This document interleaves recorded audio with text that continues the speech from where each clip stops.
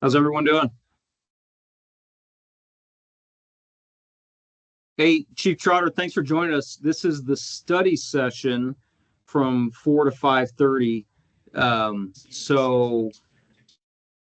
This is not the hearing will be at 5:30, where we do have a zone change out, the zone change we discussed out in Valley.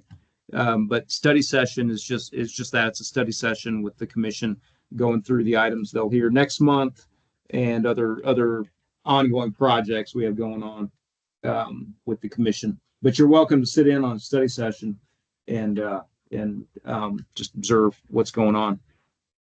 All Looks right, like no worries. I just thought if you had any questions, I'd be here. If you don't anticipate anything, I'll go finish the Dodger game. All right. Yeah, but jump back on the same meeting at 5:30 for the hearing. At 5:30. All right, Yep. Sounds good. Thank you much. Welcome, Commissioner Leslie. How you doing? I am good. How are you today? All right. No complaints. I'm actually surprised. I got a brand new laptop yesterday and everything works on it. All right. I am going to share y'all's agenda. Get it to a reasonable size here. Good afternoon, Chair Burton. Good Hi. afternoon. Good evening. How are you?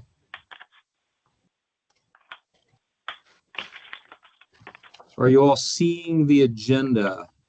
Yes. Yeah, yes. Good to know.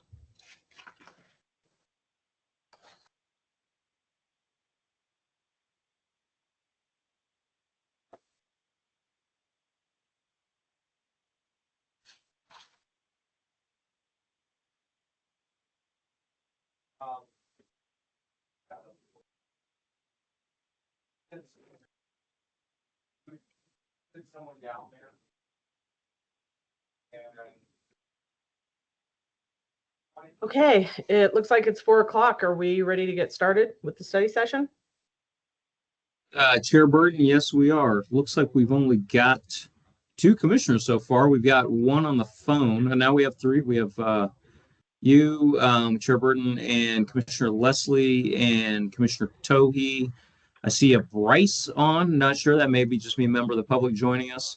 And I see a phone number, a 503 area code. Not sure if that's a commissioner. I know that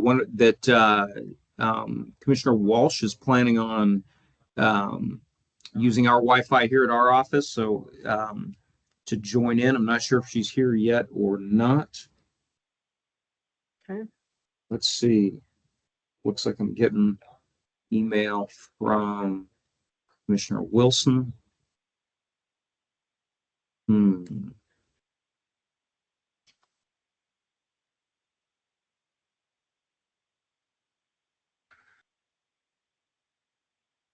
So much like we spoke earlier, Chair Burton just got an email from Commissioner Wilson saying he's there and no one else is.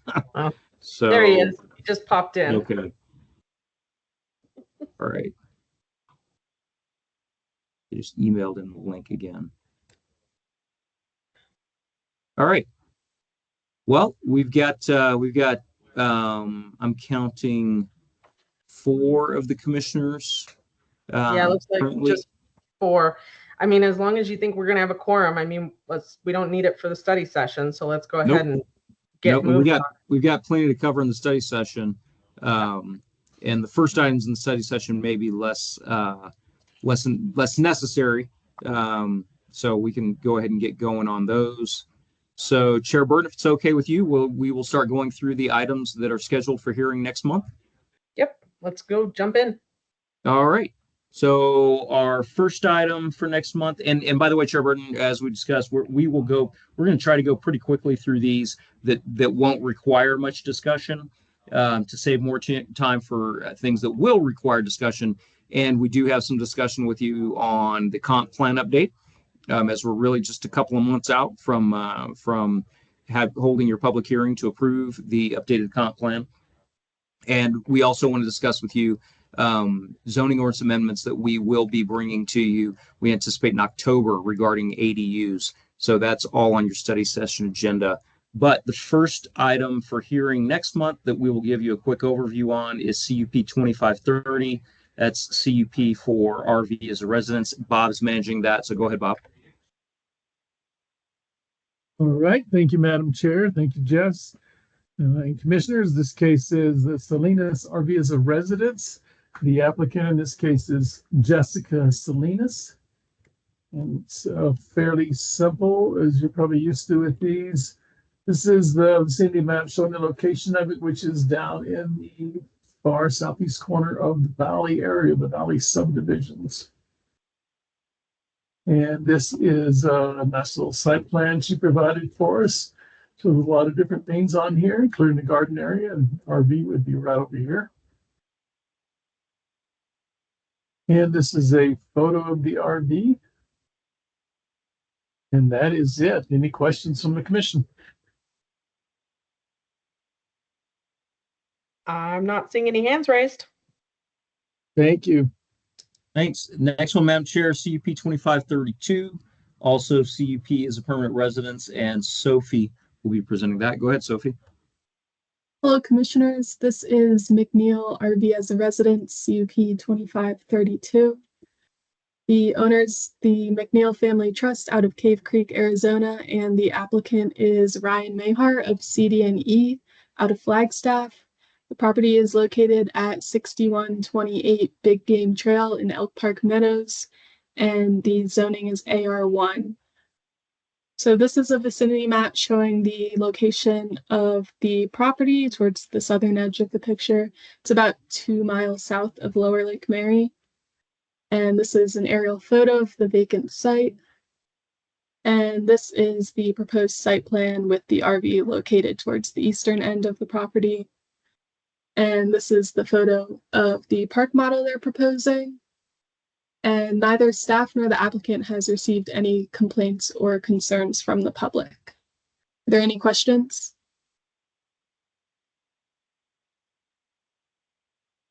Thanks, Sophie. Next one is also Hold on. go Hold ahead. on, Vice Chair Wilson has his hand raised. Sorry. Only because she said that they haven't received any inputs from the public. Has the public been notified? Yes, the public's been notified and they Okay. held a meeting. Okay, thank you. We've typically held typically the applicant has held their required neighborhood meeting for their citizen participation plan prior to the study session. All right, next one is Bob, also CUP for RV as permanent residence. This one's at Mormon Lake. Okay, thank you, Jess. Madam Chair. This case is the Disler RV as a permanent residence. The applicant in this case is Rick Disler. And this is a vicinity map showing the location of the property. It is in this, I believe it's called Lakeside Cabins subdivision. It goes back to 1926, so it's a really old subdivision down here. As you can see, it's down in the Mormon Lake area. And this is a vicinity map showing the subject property. And in this case, it is an undersized parcel because it's in that old subdivision. So it's only 0.28 acres. It's legal non-conforming because it was created so long ago in the AR1 zone. And he did have a neighborhood meeting, and there was some opposition in this case. There were two neighbors that indicated they were opposed to the project basically because they didn't think it fit the appearance of the neighborhood. In this area, there's primarily cabins, just cabins. So there was some opposition. That's something important to note. This is a site plan showing the subject property and where the trailer or the RV would go. As you can see, it's a little bit more than 1/4 of an acre, so it is relatively small. This is a picture of the RV.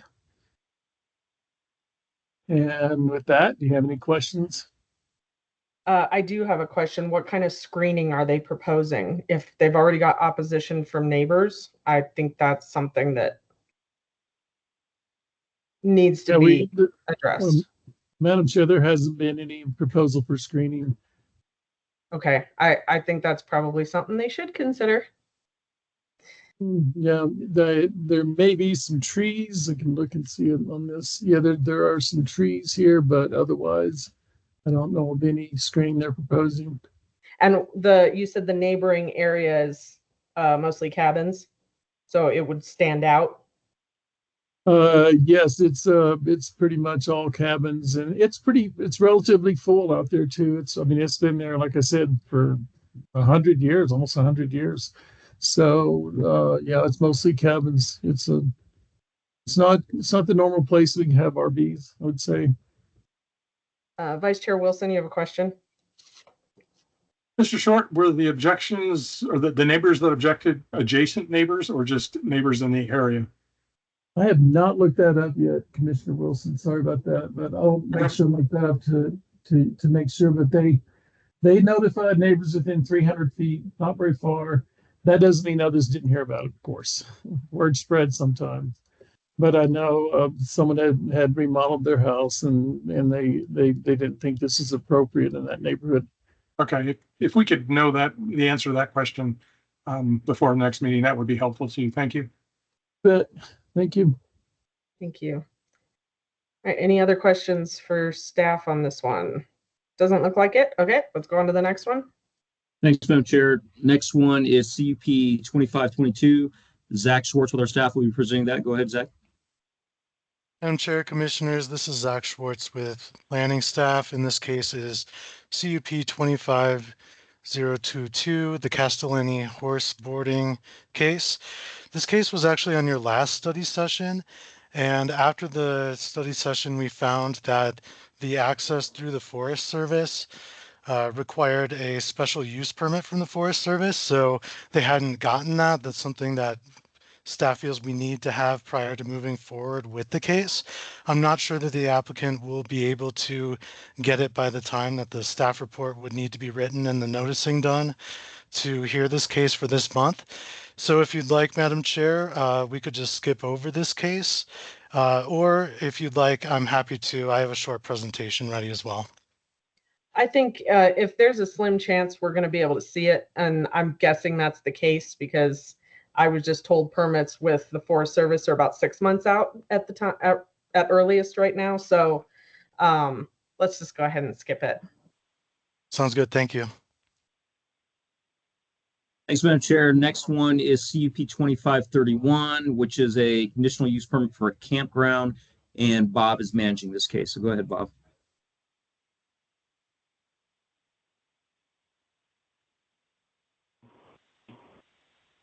Thank you, Jess, Madam Chair and Commission. This case is the auto campground, as Jess indicated. And in this case, it's located on Woodland Ranch Road. This is an area where there are some other campgrounds. So as you can see, it's like north of Valley. So Valley's south, Grand Canyon is north. There's a couple of these large development areas right here. Woodland Ranch is the more square lots, and this is South Grand Ranch. And this is the neighborhood map. So as you can see, Sage Valley's over here. That's a manufactured home park. And they are off of Woodland Ranch. Woodland Ranch is kind of an improved road, but it's a private road out in this Woodland Ranch area. And as you can see, Wonder Camp is up here. It has already been developed. Inspired Adventures Camp was approved last year, and it's being developed as we speak. And the subject property is right here, close by the other campgrounds. And this is the subject property, an aerial photo of it. And a little bit of information about the proposal.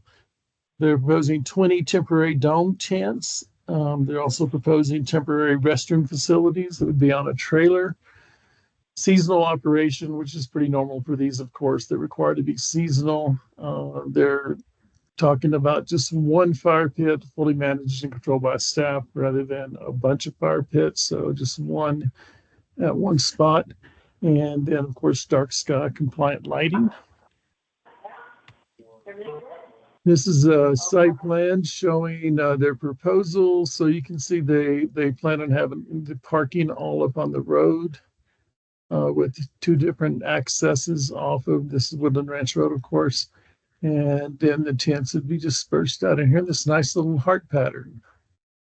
So presumably that everyone would walk to their tents and park down the road.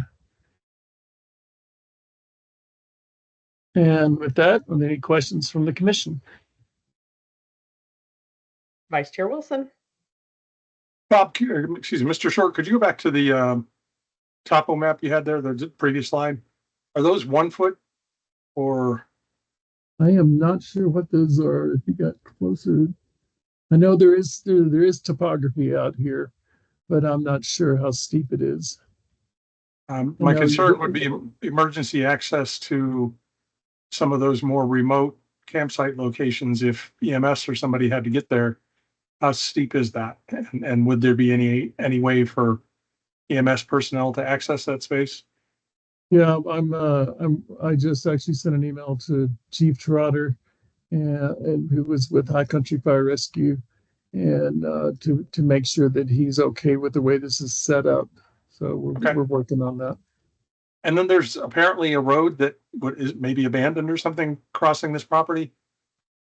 Yeah, this is Cattle Guard Road. It likely is not a it's not an access easement that goes through here. In this development, Woodland Ranch, there are roads all around, or there are easements, and some roads have been developed. This is likely an old road that goes through. I don't believe it. None of the other property owners are dependent upon that road for access? No, there is access all through here. I guess I should make sure, because I have not looked at this one. This one I was gonna say that for access. the lot to the northwest looks like. They could, yeah. That's Okay, correct. that would be another question I would want to have an answer to. If you next go month. back here, you can see there it might come in from this direction, or it might come in from, probably more from this direction because it's closer. But yeah, there may be, I mean, typically when these are broken up into, this is like a 40, they got broken up into 10s, they do some kind of access easement to it. Okay, But if it yeah, if we can get an answer to that before next month, that'd be great. all right. Thank you, Commissioner Wilson. Commissioner Leslie, you have a question? Yes, thank you. Mr. Short, I'm just curious on the Woodland Ranch Road. You said it's a private road. So would this property be subject to help maintaining that road for, as Vice Chair Wilson stated, the EMS response if they had to?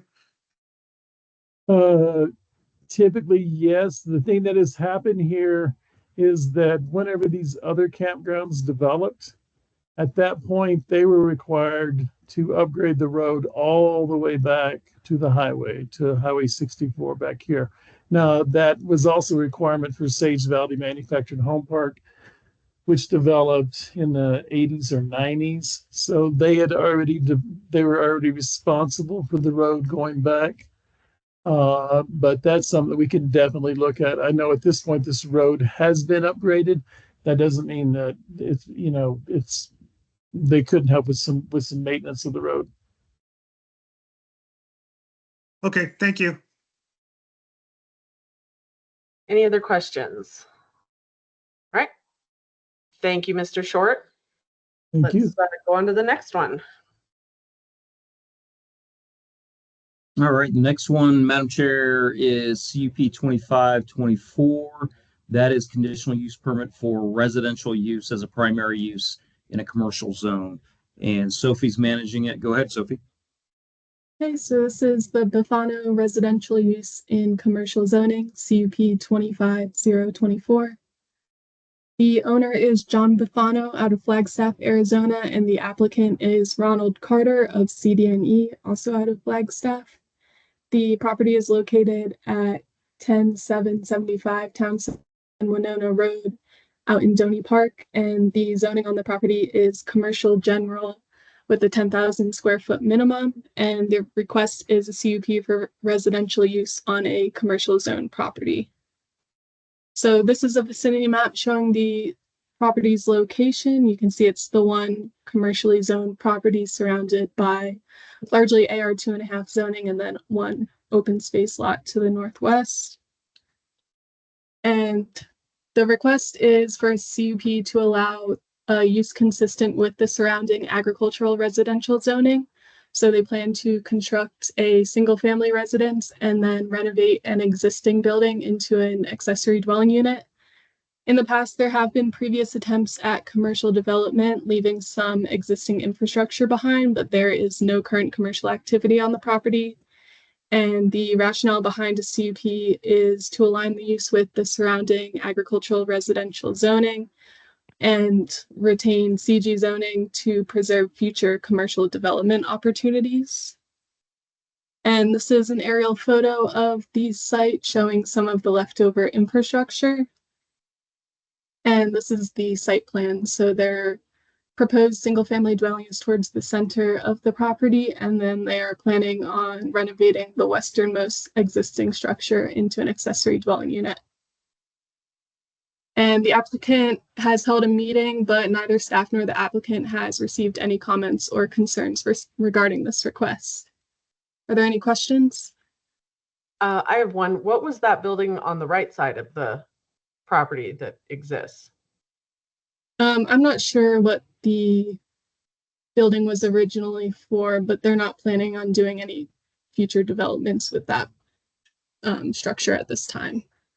Okay, so it's not a currently a dwelling that No. can be, okay. I just wanted to make sure that something didn't already exist that we needed to factor in. So, okay. Vice Chair Wilson, you have a question? I'm just curious, this isn't part of an activity center, right? A rural activity center? No, it is not. Just happened, okay. Commissioner Hayward, you have a question? Yeah, can I see the zoomed out zoning map again? Got it. Okay, thank you. Sure. Are there any other questions for staff? Okay, I'm not seeing any. Thank you very much. Let's go on to the next one. Thanks, Madam Chair. Last one is DRO 2504, and Zach is managing this case. Go ahead, Zach. Thank you, Madam Chair, Commissioners. This is Zach Schwartz with planning staff, and this case is DRO 25004. It's the Village Camp Flagstaff expansion. Those of you who were serving on the commission in 2021 might remember a very similar case. The applicant in this case is Jacob Robinson of Ardura. Owner is Pine Valley Resort LLC. Property is located on Brannigan Park Road in Belmont. It's on the north side and to the west of the exit. Parcel size is 9.63 acres. And all of the zoning in Belmont is PC, planned community. This particular parcel is set to heavy commercial standards. And this request is for design review for an RV park. So in Village Camp Flagstaff exists right here, the phases 1 and 2. Here's the exit, and here's Pilot right here. Brannigan Parkway is used to access these properties. So Village Camp phases 1 and 2 here. In 2021, there was approval for both of these properties through a DRO to expand the RV park. The DRO lapses 2 years after the approval if they didn't have if they didn't obtain a building permit or if they didn't ask the commission for an extension. So neither of those things happened and the approval lapsed. Now they're just looking to do the RV park on this property here. So for the aerial photo, you can see Brannigan Park. This is Forest Service Road 171 that reaches to the other phases. There's nothing on this property, no vegetation.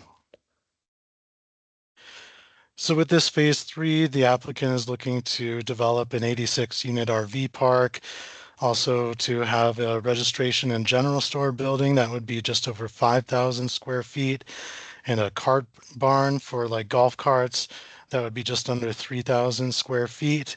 These uses are permitted by right in the zone, so the commission won't be deciding whether the use is appropriate for the zone or anything like that. It will be just for the aesthetics and the site design, et cetera, as related to the DRO guidelines in the Belmont area plan.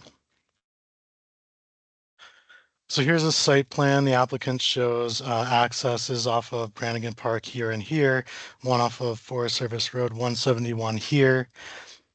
Site plan shows the registration building here, and they show their maintenance yard in this area, but the smallest structure here would, inside of that, would be the cart barn. And then, of course, the 70 RV spaces that would fill out the rest of the parcel. So the registration building, it has, as requested, it has Douglas fir siding and gray metal, corrugated metal siding, as well as a gray standing seam roof. It would be approximately 42 by 46 and 21 feet tall. And it would include a wraparound on the northwest corner of the building for a covered patio. And here's a floor plan. I know you can't see it very well, but this area is for sort of the general store. There would be 2 offices and a restroom here, utility room here. Then accessible from the outside on the other sides of the structure would be shower rooms here and laundry area here for the RV park. The cart barn, it would basically match the registration building, except for without having the Douglas fir siding on the outside. And it would be approximately 70 by 40, 21 foot tall as well. Basically just open storage and maintenance area, except for a restroom and an office here. The site plan also includes an 8-foot standard trail, which is something that is shown. So this is the Belmont Area Plan Future Land Use Map, and that's something that the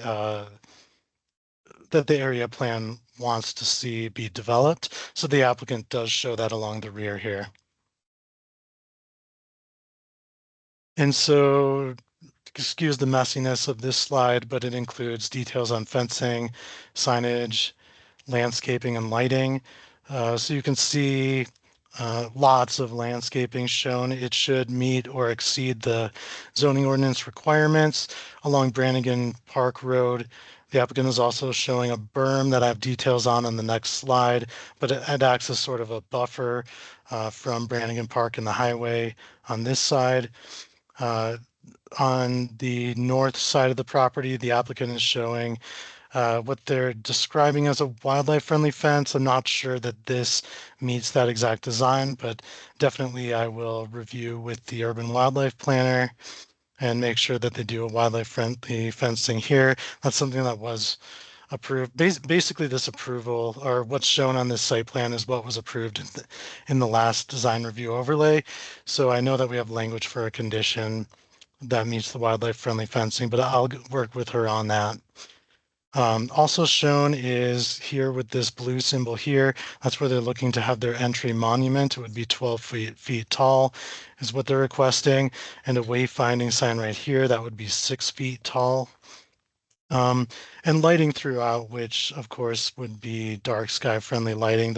That's what these red marks are here. And this is showing the berm that would be against Brannigan Park. So a 3-foot berm with landscaping on top of it. And as far as conformity with the design review overlay guidelines, haven't been able to do a full review. Once again, very similar to the last request. So likely it does meet the design review overlay guidelines. It does include multimodal transportation accessibility that's within the DRO guidelines. The building design materials and colors seem to comply, as well as landscaping, fencing, and lighting. It is notable that this would be zone 2 restrictions. So at this point, staff is seeing the request as being consistent with the guidelines. I'll come through with a full analysis by the next hearing. So with that, I'm happy to take any questions. I do have a question. You mentioned that they were going to be using Douglas fir. Is that we're talking real wood and not a look-alike wood? That's a good question, Chair Burton. I mean, they do on the spec sheet, it said Douglas fir, and it didn't say that it was any sort of imitation material. I believe a lot of the area plans say that imitation material that looks good and looks similar to the real thing is acceptable, I'll definitely research that. I'll write that down right now as something to look into. Yeah, I know there's not dense trees at this particular lot. It's really open field, but I'm just wondering, something that's just a little more wildfire resistant, I think would be appropriate. So I'll that's bring just, that up to the applicant. Thank you. yeah, that's just my thoughts on it, given our fire risk. So, all right, Vice Chair Wilson, you have a question. I do. First, a quick comment. If a wildfire goes through there, the building will be the last of the concerns. All those RVs will torch it.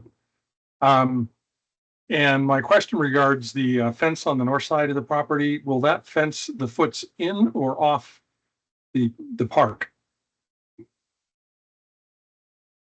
So will the fence be Right on the south side? Yeah. Mhm. That's actually a good question. I mean, it appears to be on the outside. I actually handled the case last time, and I don't recall what it was. Okay. If But we could just find that out, that'd be great. absolutely. Yes, sir. Thank you. Yep. All right, Commissioner Hayward. Two things. Bob, if you want to pull that slide back up, it looks like one of the site plans. So this one, and then is it the previous slide? I don't know which one it was. The cop on the other. Just try them out. Sorry, I'm trying to find how. Okay. Yeah, Maybe this one? So this one and the other two, the cop on and the chicken building, the site plans don't match.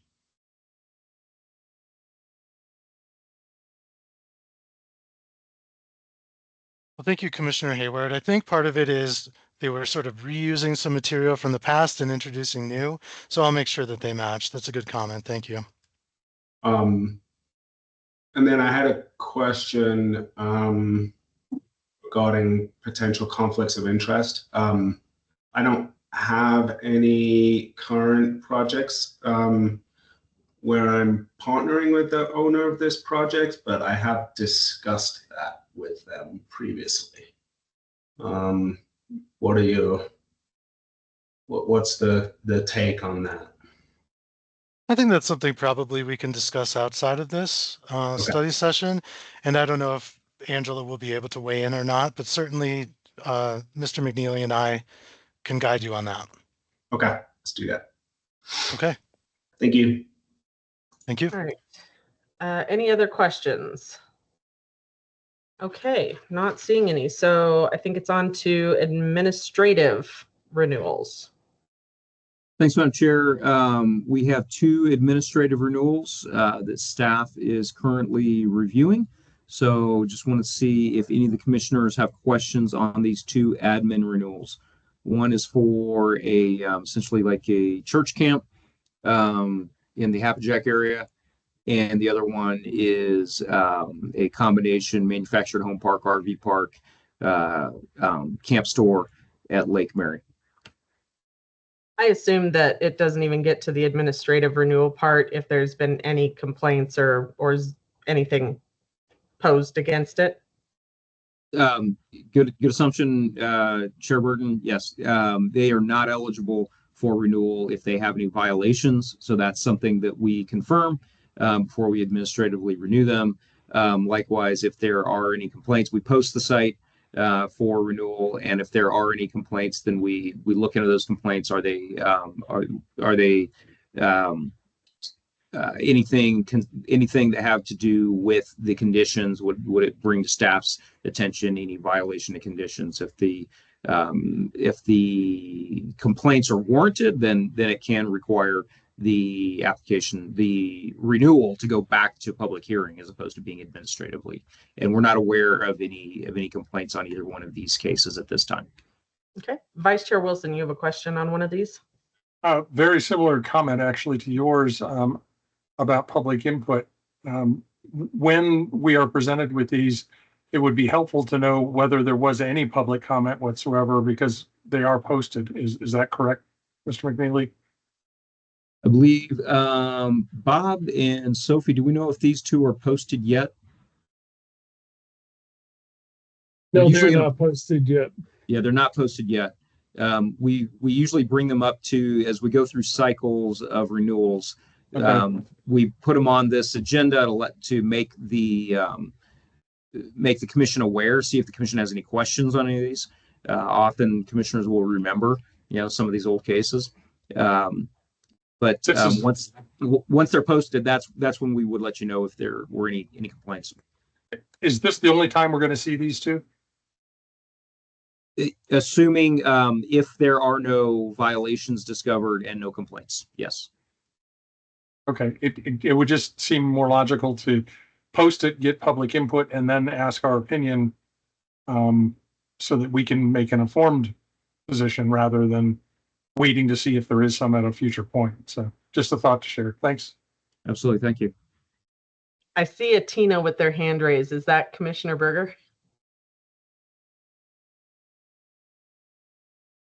You're muted. Sorry about that.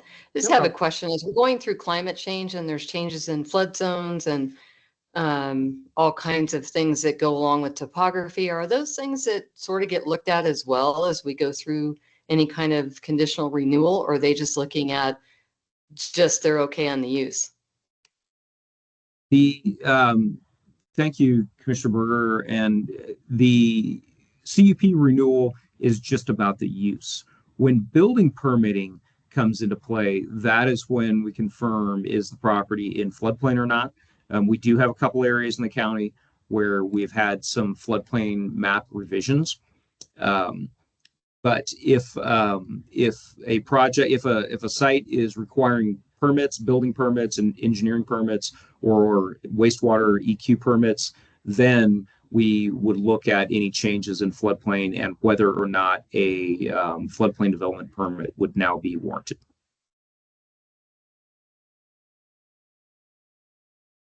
Any other questions, Commissioner Berger? Nope. Okay. Thank you. Any more questions about the administrative renewals? Okay, I'm not seeing any. Mr. McNeely, let's go to the Community Development Department update. Thank you, Madam Chair. And Melissa will be taking you through this discussion on the Flagstaff Regional Land Use Plan update. I'm going to make this a little bigger for you. And the comp plan update. So Melissa, go ahead. Thanks, Jess. Good evening, commissioners. And we'll just talk briefly about the Flagstaff Regional Land Use Plan. The plan is, the public hearing draft is actually now available. When we wrote this agenda, it was being released at the end of July. It is out now.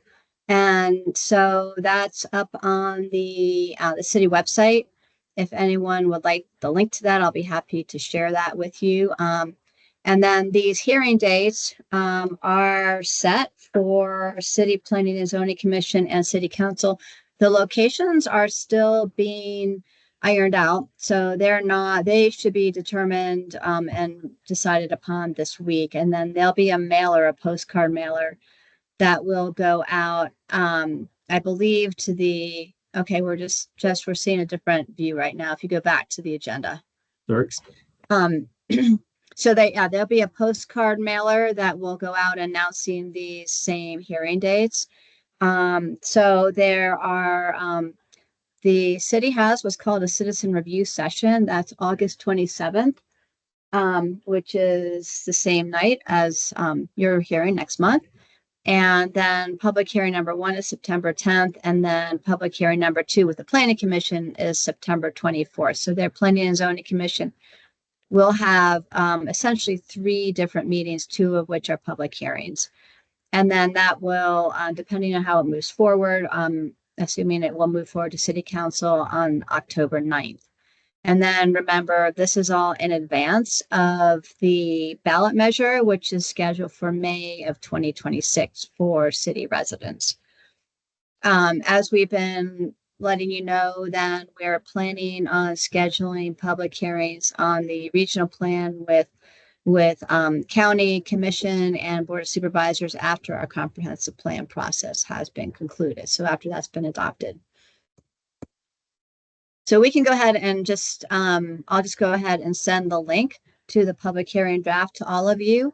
And so you have that available and can look at that. But I guess, just pausing here for a moment, we've got some additional, obviously study session opportunities before this comes to you as public hearing. And, we'd like to know from you how much of a deep dive, if you will, you want to take to really learn more about that regional plan. We do have some time, but it's something that, if we can start planning for that now, it would be helpful to us so that we know what to prepare for you later. We can come back to you on that, but just something to think about. And, I know that there have been, during this 3-year process, we've been trying to keep you up to date on all the nuances of that plan. And remember, one of the key components of it is the future land use map, or rather the future land use illustration, if you will, and all of the scenario planning that went into that. So that is a key feature of the regional plan, as you know, adopted as an amendment to the county's comprehensive plan. So that future land use illustration, along with the future land use map in Belmont, the Belmont area plan, are the 2 areas in the county where we actually do have a future land use map. So really important to understand that. And, in addition to the goals and policies of the regional plan, and to see how that works. But it's moved through a lot of review and a lot of comments, and it is going to public hearings. So are there any questions or comments or requests about that?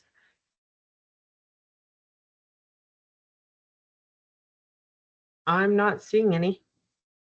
Okay, well, I'll go ahead and we'll send you a link to that so you all can review that, and then we will have some more study sessions with you prior to your public hearing. So with that, then we'll move along to the county's very own comprehensive plan.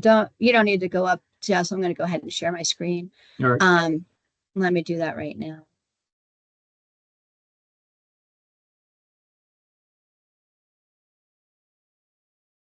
And this will be quick.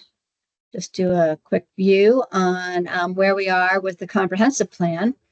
And the 60-day review is concluded. So again, just a visual on the size of the county, and the 60-day review was ended on July 18th. So what was that now? Just about 2 weeks ago almost.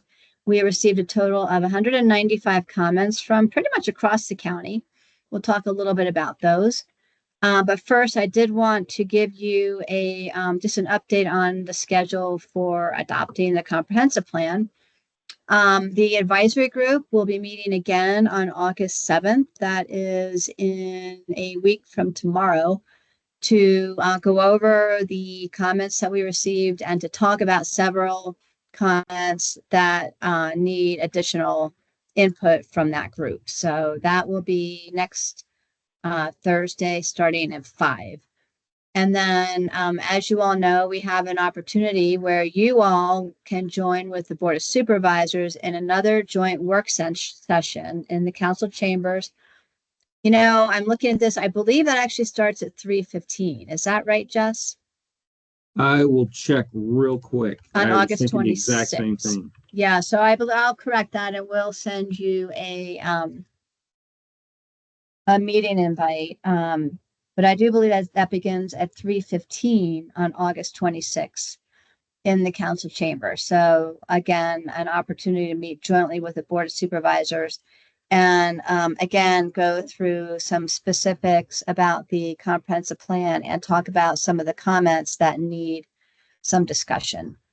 And then the very next evening is your regular work session. So we can again go over more of the details of the comprehensive plan, because then we do have our first public hearing scheduled with the Planning and Zoning Commission on September 24th. And that would be the time when you would consider making a recommendation to the board to adopt the updated comprehensive plan. So I'll pause there for a second. And you can also see September 9th, and we also have an opportunity just to give an informational update to the Flagstaff City Council about where we are with the comprehensive plan, since they've heard so much about the regional plan, and we thought they might want to know a bit about the comprehensive plan. We will, of course, during the public noticing for the comprehensive plan, be notifying all of the jurisdictions in the county, like we did with a 60-day review.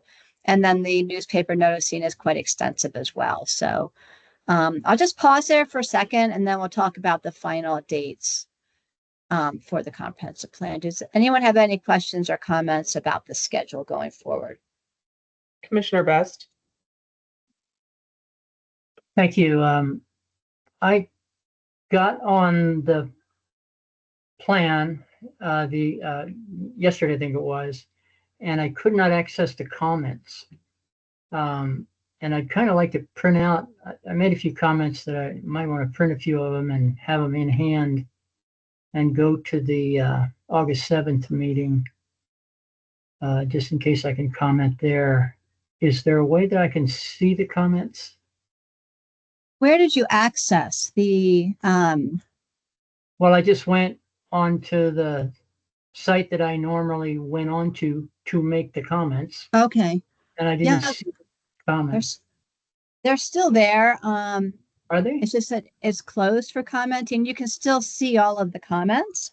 I can help you with that later to find Okay. them. I tell you what, I'll try again, and I'll get in touch with you outside of this if I have a problem. Okay. Any other questions? Thank you. Welcome. Melissa, you are correct on the August 26th joint work session with the Planning and Zoning Commissioners in the Board of Supervisors chambers with the board. That will be at 3:15, not at 4. Okay. So please come at 3:15. Yeah, we'll send you a meeting reminder on that.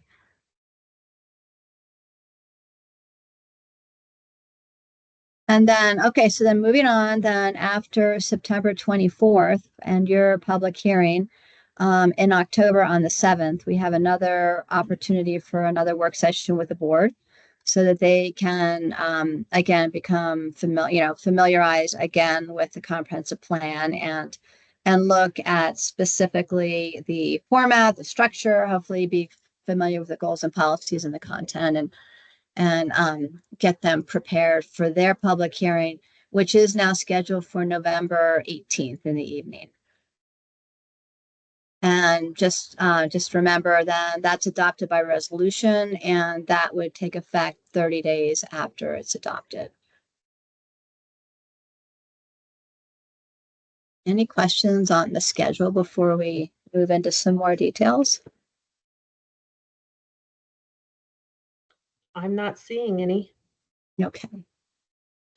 So, and this turned out rather blurry. My apologies for that, but just wanted to show you the table of contents, and this is coming along. The designer is working simultaneously with us reviewing the public comments, and you can see then how we organized this plan into 3 main sections: rural lifestyle, natural environment, diverse communities and services, and then achieving the vision, which is the implementation plan.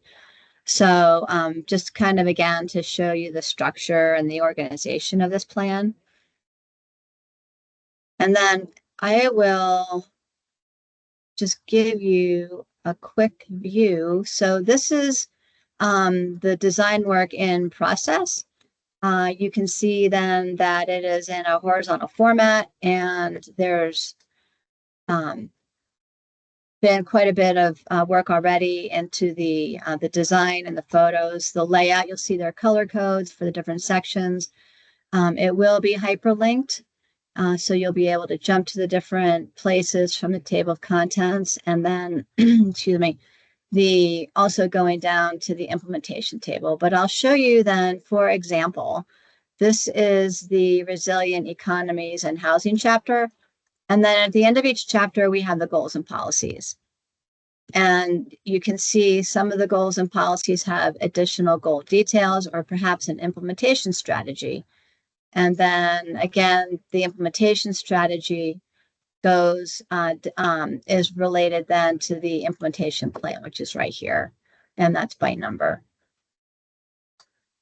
So this is how it's starting to look, or rather it is how it looks in the design phase. And this is not ready yet to be published, but it's certainly far enough along that we can show this to you tonight to give you an idea of how this is turning out. I guess before I leave the screen, any thoughts on this?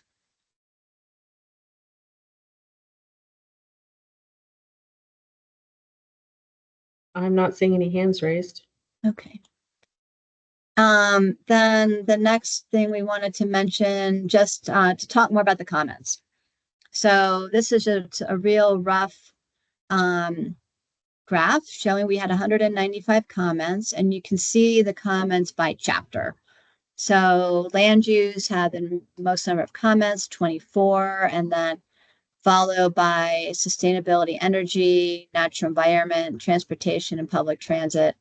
And then it goes on from there. So just to get a sense of where a lot of the interest was and the comments that we received, we will be showing you details about, and we'll actually be publishing all of the specific comments online. So anyone who's made a comment can see what they were and then how we responded to each of those. There were comments then that were not related to a chapter. There were comments related to readability and clarity. That might include somebody pointing out a typo or just, asking what something meant. We had a comment on the appendices, on some comments on the implementation plan, on the introduction, and then there were just a few that were pretty much outside of the scope of our planning effort. So we're starting, like I mentioned, we're starting to, we have gone through all the comments and are either responding to all of them. And I'll show you in a moment some of the comments that we'll be asking you to discuss when you meet with the board. I'm just going to pull over another sheet here. So these are some of the comments and that we'll want input on from the advisory group, from you and from the board when we meet. And this doesn't look very straightforward at this point, but we'll put this into context for you during the meeting. So there are comments such as, implementation plan and making something a higher priority than it is. There's a comment on terminology. And whether using Native American or Indigenous or both is whether it's confusing and not accurate. So we'll be talking about that. There's comment about requesting that we establish a joint position for the city and county for a vegetation specialist. That does need additional input from these groups in terms of how we wrap this into the plan. And then we had some comments, some pretty detailed comments from an individual. And you'll see these again, you'll see the actual letter with very thorough and detailed critique and then alternatives on different aspects of the plan. For instance, this first one is addressing water scarcity and conservation, and then some specific ideas about how to potentially address that issue. The same with on our energy and sustainability chapter, that we didn't discuss geothermal and natural gas viability. So again, with some alternative suggestions. So we'll get into some of the detail. We will get into these details with you and show you the letter and then our responses to each of these. But just wanted to show you how detailed some of the comments got. Again, same individual commented about the plan's endorsement of wind and solar energy, not addressing ecological drawbacks, things like that. And then just goes on and talks in more detail about sustainability framework, the sustainability goals, and then how that could be potentially brought in to include other types of energy sources. Again, this person was, very thorough in their review and looked at specifically how we were addressing wildfire risks, how we were emphasizing rural character, and how to work around with possibly making that a little bit more open to promote businesses. And then the emphasis on cultural diversity and partnerships is commendable, but concern about diverting resources from infrastructure needs. So we'll have responses to all of these. And then finally, that the plan articulates a compelling vision for preserving the county's rural lifestyle, but it does face some implementation challenges. So you'll see all of these as well as a response to them. Do want to let you know that we received a detailed comment from the town of Tusayan, from the mayor and vice mayor, concerned with impacts of growth in Valley and stresses on the Tusayan Fire District. So that is something that we are looking at responding to now, and certainly it'll be something for you all to take a look at. And then this last line here, see table in the email, we received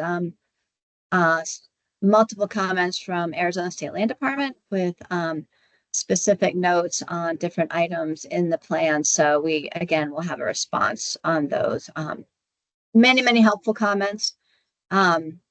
In the 195 that we received, it's actually more than 195 when you look at the individual comments from state lands, but we'll share all these with you. So don't want to be too overwhelming at this point, but we'll prep you with these in the report that you'll get prior to that August 26th joint work session. So you'll have over a week to look at that.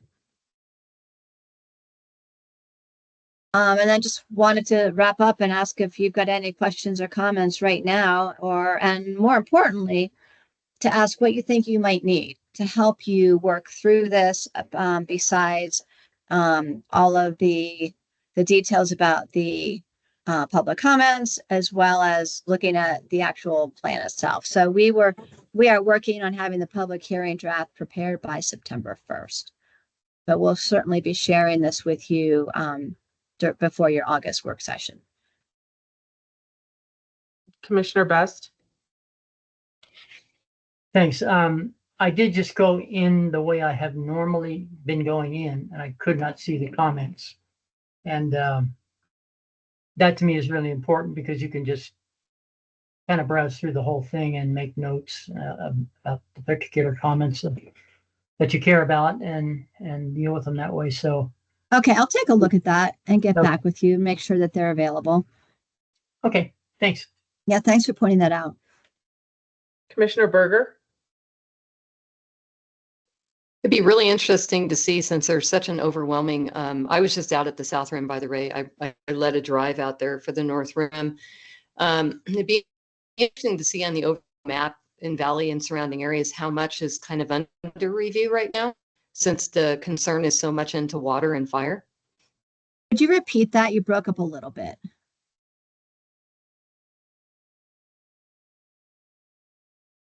I'm just thinking that an overall map of Valley and the surrounding areas, how much of this is under current or new review or going to be developed, because a lot's going on out there, to see an overall look of that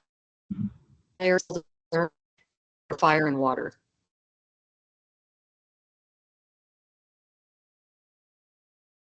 Thanks. I think what I heard was that you'd be interested in seeing a map of Valley and potentially where this, where newer development has occurred. And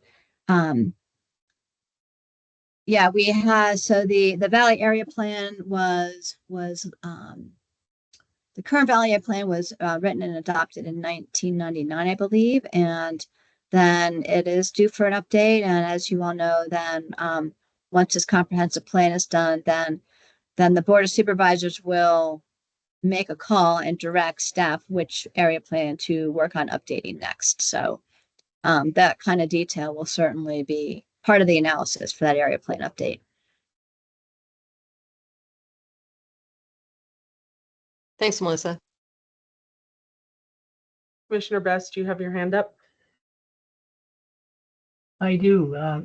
In that regard, I don't know if there is a map that shows fire districts in the plan or not, but there is one. Okay. All right, I'll start by looking at that, but that is an issue that keeps coming up. And since the town of Tucson has mentioned it, that makes it more interesting. Thanks. It is something that at this scale may be harder to see. One thing that we are working on along with the plan update is putting together an interactive map site. So you would be able then to zoom in and look at those individual maps in more detail on the internet. So I'm just looking now for that map so you can take a look at. Give me 1 second here.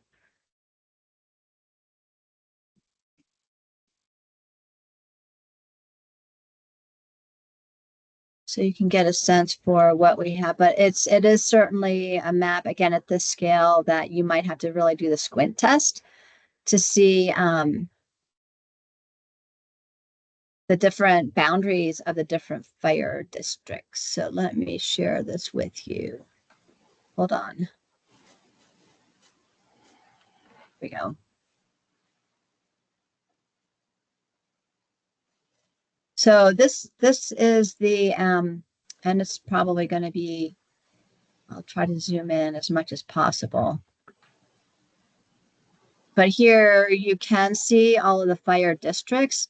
Some of these will be small. For instance, Red Lake has one, but it's very small at the scale. That's why there will be an interactive map site that will be linked with this. So you'll be able to click on that and then go to the map and see in more detail. But we do have a zoomed in pop out of the Flagstaff region and the fire districts. So we do have this detail and it will be viewable. You can see on this map then that we've grouped the public services. So where there's a fire station or a police station, kind of the size of the icon indicates what we have here. So that might help a little bit. Okay, thank you. You're welcome. Do any of the commissioners have any more comments or questions for Ms. Shaw? Okay, I'm not seeing any. Thank you, Ms. Shaw. Thank you. All right, Jess, let's move on to the next agenda item. Absolutely. Thank you, Chair Burton. I'm going to share my screen here and share a presentation for your department update item number 3. Everybody's seen my screen of PowerPoint. Get it into presentation mode. So I believe everybody's seen it in presentation mode? No, we're seeing just the other. Okay.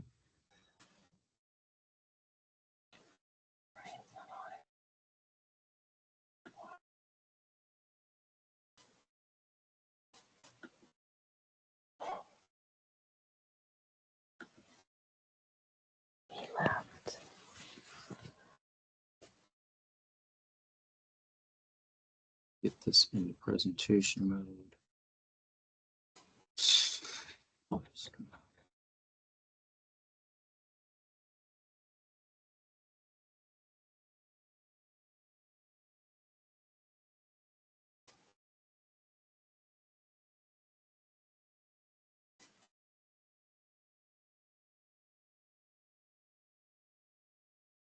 All right, how about now? So far, my screen's not changing. Okay. I'm sharing. You should be seeing a PowerPoint titled Planning and Zoning Commission ADU ZO updates. Oh, we see the PowerPoint. It's just in the normal PowerPoint window. It's not in presenter mode, at least not for me. All right. See if you can display setting there. Huh? Display setting. Josh, if you have multiple monitors, it may have opened in present on the other monitor. How's that? If you have multiple monitors, it may have opened in the present mode on the other monitor. Okay. Try swapping again.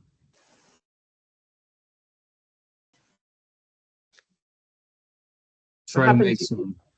What happens if you click present in Teams button? How's that? Hey, there we go. All right, there we go. Yep, that worked. So as we, my experience is first you get a millennial to help you, and then you just keep clicking. So we let you know last month that HB 2928 is a update to state statute that is requiring updates to the county zoning ordinance regarding ADUs, accessory dwelling units, and let you know last month that essentially our zoning ordinance is going to be updated as required by state statute to increase the number of ADUs that are permitted on a property. So currently, single family zoning, if everybody sees a site plan here, I know this is a very well drawn site plan, just came right off of my whiteboard sitting behind me right here. We all understand single family residential zoning as permitting one home, right? A single family home. We know what a single family home looks like. This would be a site plan aerial view, just kind of with a typical single family home with a ridge roof, with a crossing ridge for a garage. And that's what we expect in single family residential zoning, which is the vast majority of the zoning that we work with in Coconino County. Now, our zoning ordinance has permitted one ADU, accessory dwelling unit, what we call by right, no additional, not coming to you all for any entitlements, but our zoning ordinance has for quite some time, I believe the better part of 15 or 20 years, entitled single family residential zoning property owners to one accessory dwelling unit. Once upon a time, if any of you all remember in history, the county's zoning ordinance required that ADU, you see in my cursor here, that the ADU be deed restricted, that you would not rent it. That was probably based on public input at the time that didn't like the idea of accessory dwelling units bringing too much activity to property. So I guess the thought was you can do an accessory dwelling unit, but you can't rent it. You can just let your own family use it. Hence the old term of the mother-in-law quarters. So that we do have some history with the county requiring a deed restriction for ADUs to not be rented. Well, at a certain point in time, the county realized that was just not helpful in providing more housing in our community, housing that could be rented to just local people, certainly local workers. And that was a restriction that didn't serve the community interest. So our zoning ordinance was updated at a certain point in time to eliminate that requirement. So currently, as this picture would show, your one house, your one ADU that's permitted by right, you can rent that ADU. There's no restrictions that go along with that accessory dwelling unit. And of course, in this image, we're showing this accessory dwelling unit as being detached, not connected to the existing home.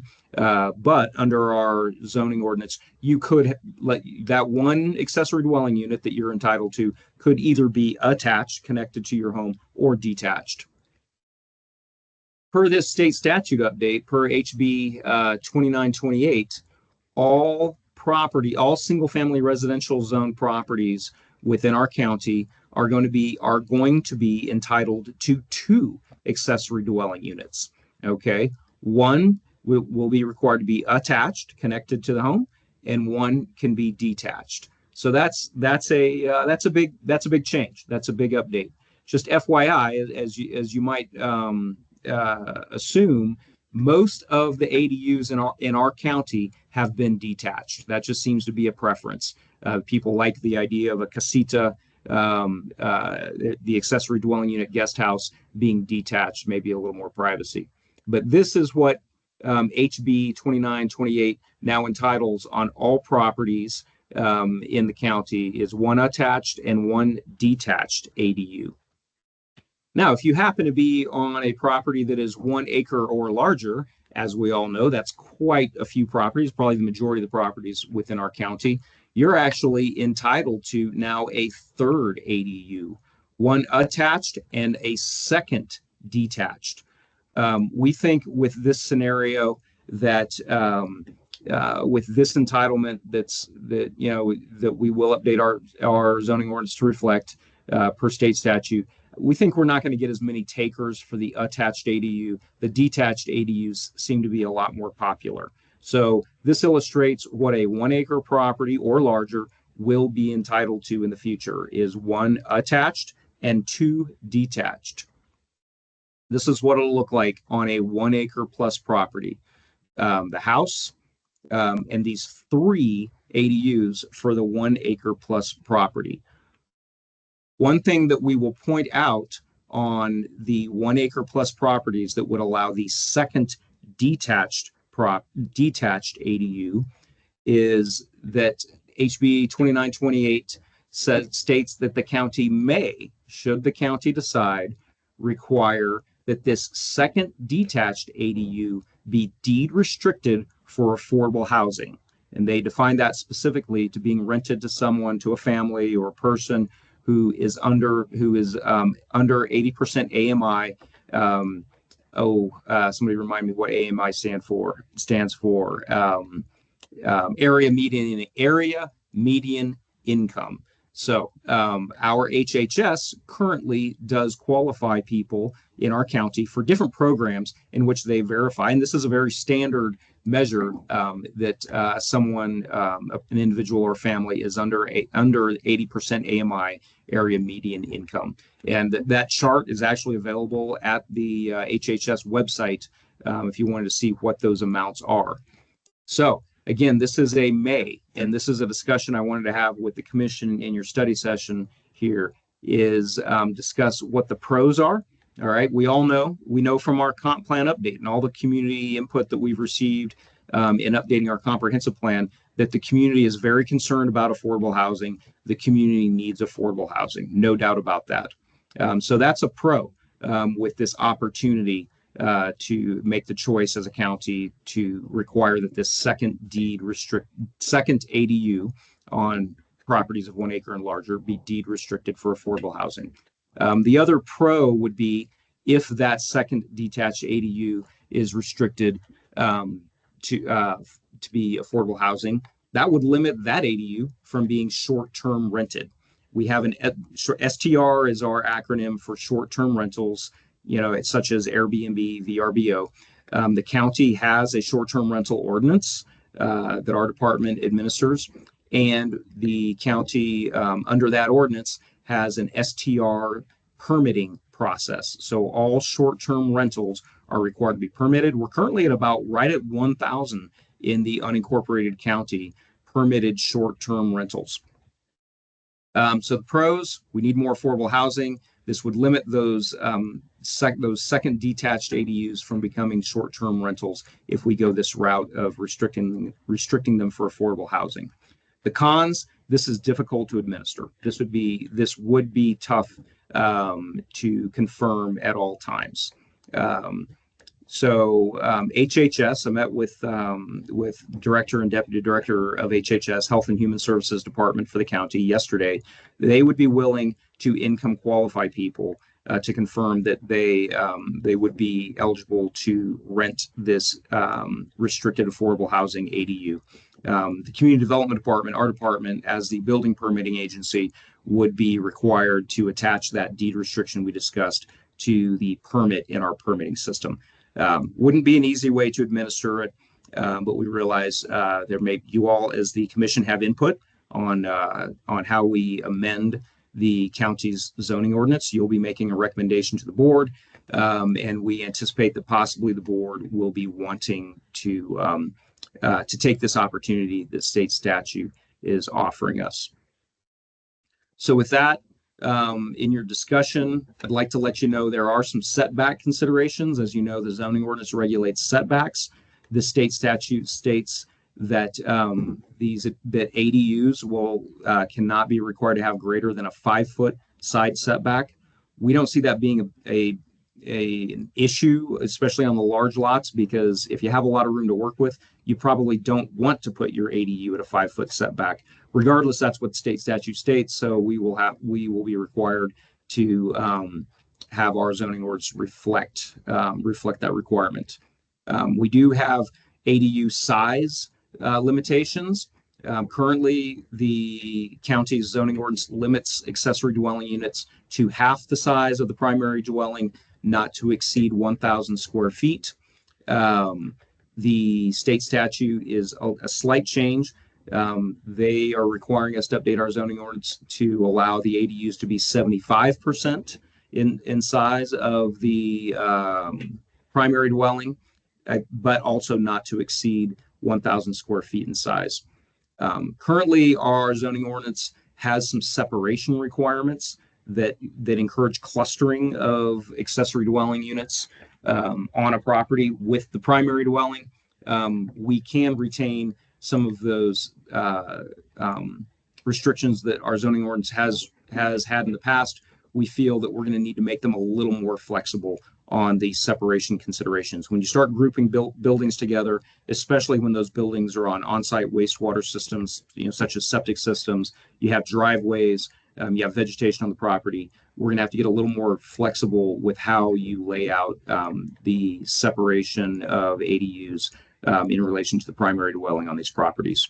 Wanted to let you know that we do have a program in the works in which we are partnering as the county with the city of Flagstaff on a set of sustainable ADU designs. These are some designs that were developed, submitted by local designers, local architects to the city. They had to meet some sustainability requirements. The city is taking those designs and confirming with their plans examiners that they meet building code.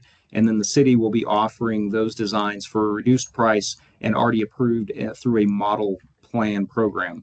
The county is looking to replicate that. Don't know exactly what that will look like. Just wanted to let you know that was in the works. So this is another incentive for people to have an opportunity and save some money in the designing of their accessory dwelling unit. We know that there are wastewater considerations. When you're on an on-site wastewater system, when you start adding bedrooms and bathrooms to a property, that adds to the flow of your wastewater system. That permitting process takes care of itself. When you submit for a building permit to add bedrooms or bathrooms to a property, there's a requirement that you take a look at your wastewater system, and it's reviewed by our environmental quality staff to confirm that the wastewater system can accommodate those increased flows, or that wastewater system will have to be increased in size or create a new wastewater system on the site to accommodate these. So that becomes a limiting factor that often just the expense alone limitations on space on a property. We really anticipate will limit the number of ADUs that will be developed. We want to get your thoughts on the affordable housing restriction for this second detached ADU. I feel that if the county goes this route, we may not get that many requests to follow through on this, but it is an opportunity.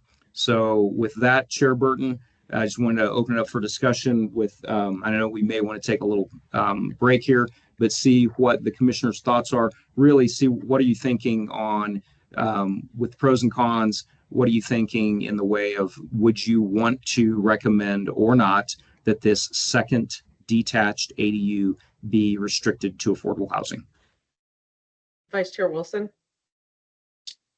Thank you, Madam Chair. I would like to suggest that having just seen this information right now, it would be premature to ask for our opinions on that. This is a really complex issue that I think deserves some real thought. Mm-hmm. And so unless there is a timeline that says getting that input is critical tonight, I would suggest that we ask everyone to consider that and bring this back up at our next scheduled meeting. That is a very good point that I failed to mention. Is state statute requires that we have our zoning ordinance updated by the end of the calendar year. So when we plan that out with the requirements to do advertising in the newspaper prior to your public hearings, we are targeting your October public hearing for a hearing on your recommendation on the zoning ordinance update. So staff will need to have a draft of those updates based on your study sessions. If we get a recommendation from you at the October hearing, That will give us enough time to get it in front of the Board of Supervisors by the end of the calendar year. We start running into holidays there. So there is a little bit of a time consideration, but certainly we have next month's study session to discuss this as well. Thank you. I think that's a great plan. Commissioner Best?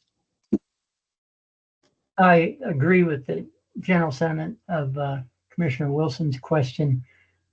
Am I correct in thinking that, excuse me, it is our option to make affordable housing, the second unit affordable housing, or not? Correct, Commissioner Best. It is our option. That's the real question. That's the real option that the county has with this legislation, is to make that that second detached ADU restricted to affordable housing. And please keep in mind, by making that second detached ADU restricted to affordable housing, it would also prevent that second detached ADU from being short-term rented, which is a consideration that always comes up with housing discussions. Well, it might be interesting if you continue your discussion with Health and Human Services, how exactly a person would do this. It might be a little off-putting for the average citizen to try to figure out the processes to go through. Would there be somebody at the county who could help them put this together if we decide to go this way? Thank you. Yep. One thing that I wanted to ask, if you put a restriction on the second detached ADU, that's only if they want to rent it, correct? If they just want a second ADU to use for their family who lives in another country and comes 3 months out of the year, that's not an issue, correct? We're only talking about in terms of renting it. Very good question, Chair Burton, and that's something we discussed among our staff. We could easily see where if someone wants this second detached ADU, they know they're required to deed restrict it, record that deed restriction. They could follow through on that, and you're correct. If they're not renting it out, it's a non-issue. If they're just using it for their family, then they wouldn't need to go through, having someone income qualified to rent it. They could just have it and use it for their family. And as we've discussed, they wouldn't get a short-term rental permit for that unit.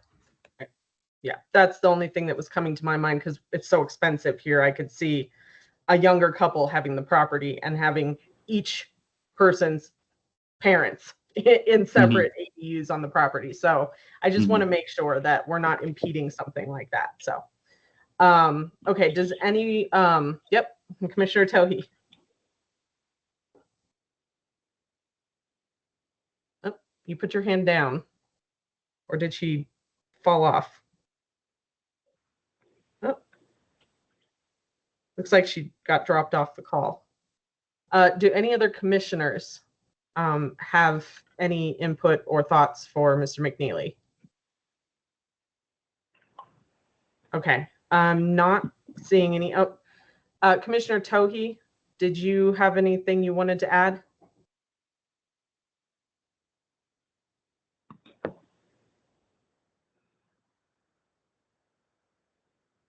I'm still here. I have no clue what happened. That was so odd. The only question I had was regarding process. So let me give this an example. So it would only apply on the second detached. So if a person wanted to have first maybe do the attached one and then have a first detached. So if that's the only two they want to have, then they don't have to go through this process until they want that second detached. Correct. Okay. That's all I have. Thank you. Okay. If no other commissioners have any comments, then I'll say let's move on to the last item so we can slip a 3-minute break in here before the public hearing starts. Okay. Thank you, Madam Chair. The last item for board update was just to let you know that at your August 26th joint work session with the Board of Supervisors on comp plan update. We were going to take that opportunity to have you in person and be there in person with the Board of Supervisors to recognize John Ruggles for his service on the Planning and Zoning Commission. So John is available that day and can be there. So just want to let you know, I've had questions from several of you on, hey, what are we doing to recognize John Ruggles for his service? That's our opportunity. And certainly, I hope that's even more of an encouragement for you to attend that joint work session so you can join in thanking John for his service. Great. I'm glad they're doing that for him. All right. Open it up for Commission and Staff Roundtable. Commissioner Best. You're muted, Commissioner Best. Commissioner Best, you're muted. I met somebody on the street today I've known for 20 years and they didn't recognize me. So it's me. I developed a relationship with a surgeon 10 days ago, and it was such a close relationship, and he thought he should cut my beard off so he could slice and dice me. And he saved my life, so I can't be too angry about it, but look a little different. Just when if I meet you on the street, I wanted you to know who I was. So thanks. All right. Do any other commissioners have anything for Roundtable? If not, And let's. Chair Burton, could I talk to you for a second after we clock out? Sure. Do you want to just call my phone afterwards, or? No, just stay on, and Okay. we can talk. People can turn off their noise if they want to. Okay, then let's go ahead. Commissioner Tohi. I'm still here, right? Yes, something you- didn't happen. You're still Thank here. you. All right. I just wanted to invite everybody to our Indigenous Code Talkers celebration on August 11th. It'll be over at the Market of Dreams starting at 9 o'clock in the morning. So just come on over, have a breakfast burrito with us or lunch or hang out with us. So thank you for that. Okay, thank you. All right, if there's nothing else, let's take a 5-minute break before public hearing starts. I'm trying to count how many of us there are. I plan to make it through the meeting, but if I fade, are there more than 6 of us here? Let's see. There were We've got- 7 or 8. I see 7, Madam Chair. Okay. So if, So we could lose one and still have quorum.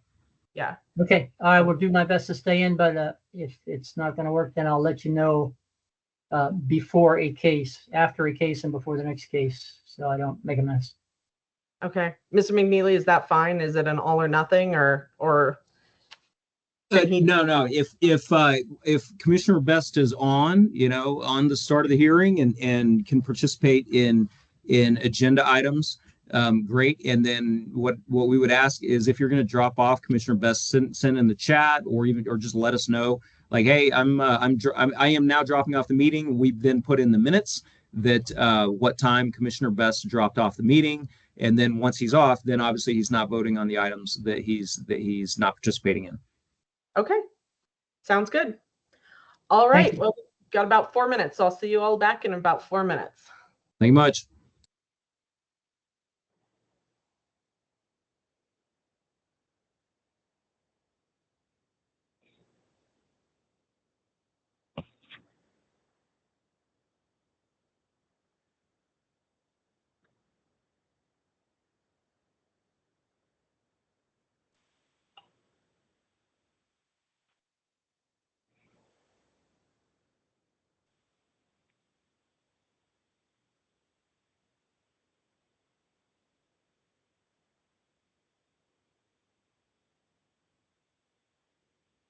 I guess you got 3 minutes.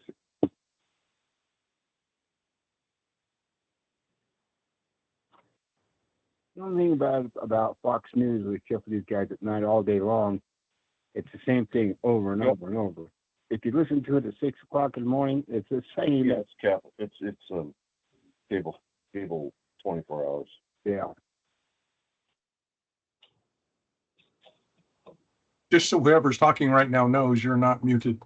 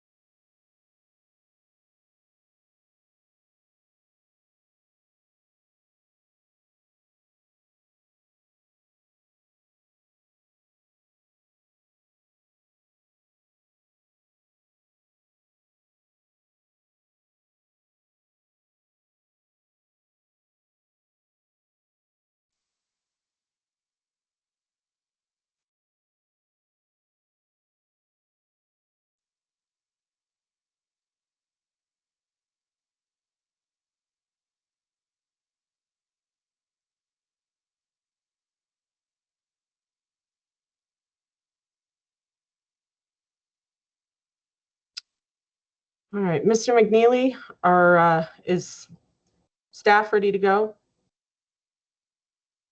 Chair Burton, yes, staff is ready for your 5:30 p.m. public hearing. Okay, and it looks like we're just missing Walsh and Williams. Is that correct? Correct, Chair Burton. We didn't anticipate either one of their absences. As a matter of fact, we anticipated having Commissioner Walsh use our building and our Wi-Fi to join us, but haven't seen or heard from her, and haven't seen or heard from either one of those. But they had responded earlier in the week that they would be available for the hearing. Regardless, they're not on the meeting now, but we saw the quorum. Okay. If they pop on, just let me know so I can add them back into my list. I have everybody listed out so I don't miss anybody. All right. So it is 5:31. So let's go ahead and call the meeting to order. And I will be going over the rules and procedures. Welcome to the July 30th, 2025 meeting of the Coconino County Planning and Zoning Commission. Cases will be heard in the order they appear on the agenda. Following the staff presentation, the applicant and/or the applicant's representative may address the commission. As an applicant, if you agree with the staff report and have no additional information, please feel free to keep your comments brief. Any relevant comments are welcome. Following the applicant's presentation, I will make a call to the public. If you wish to address this case, please state your name and address. We ask that your comments be limited to 3 minutes or less. Comments must be relevant to the case. Please address all comments to the commission. No matter how strongly you may feel about the case, all comments must be respectful. After all interested public have spoken, the public comment portion will be closed. Discussion will then take place amongst commissioners. Decisions of this commission regarding any zone change or preliminary subdivision plat approval are referred to the Board of Supervisors as a recommendation. All other case decisions are binding unless appealed to the Board of Supervisors. If you disagree with the commission's decision, you have 15 days to appeal. Please contact the Community Development Office for appeal procedures. Due to the virtual nature of this meeting, I will be doing a roll call vote of the commissioners to ensure accuracy for the record. We ask that you please mute your speakers and turn off your cameras. Additionally, the message function of this platform is for communicating technical difficulties only. It is not for case discussion. Thank you for joining us this evening and actively participating in our county planning. All right, Mr. McNeely, first item on the agenda is the Pledge of Allegiance. Will you please lead us? Absolutely. Thank you, Madam Chair. I pledge allegiance to the flag of the United States of America and to the republic for which it stands, one nation, under God, indivisible, with liberty and justice for all. Thanks, Madam Chair.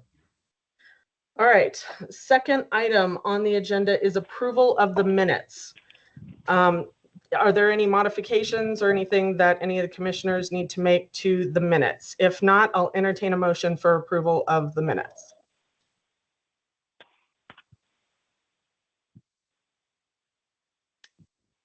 Anybody? I guess I'll make a motion to approve the minutes. Was that Commissioner Berger?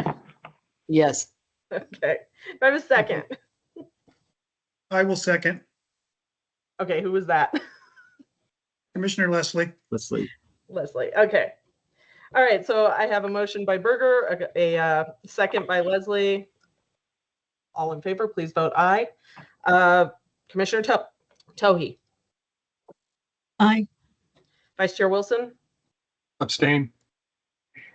Commissioner Berger. Aye. Commissioner Best. Aye. Commissioner Leslie. Aye. Commissioner Hayward. Aye. All right, and this Chair Burton, I also vote aye. Motion passes. Third item on the agenda is a call to the public for items not on the agenda. Is there anyone in the public that wishes to speak to the commission for items not on the agenda this evening?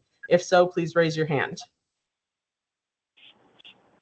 Okay, not seeing any. This brings us to our public hearings for the evening. All right, the first two cases are standard RV cases. It's CUP 25021 and CUP 25023 RV as a permanent residence.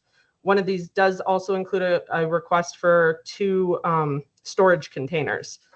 Do any of the commissions wish to discuss either of these? If so, raise your hand. Okay, not seeing any. These are recommended by staff for approval. Does any of the applicant or their representatives wish to address the commission on either of those cases? If so, please raise your hand. Okay, does anyone in the public wish to comment on either of these cases? If so, please raise your hand. Okay, not seeing any.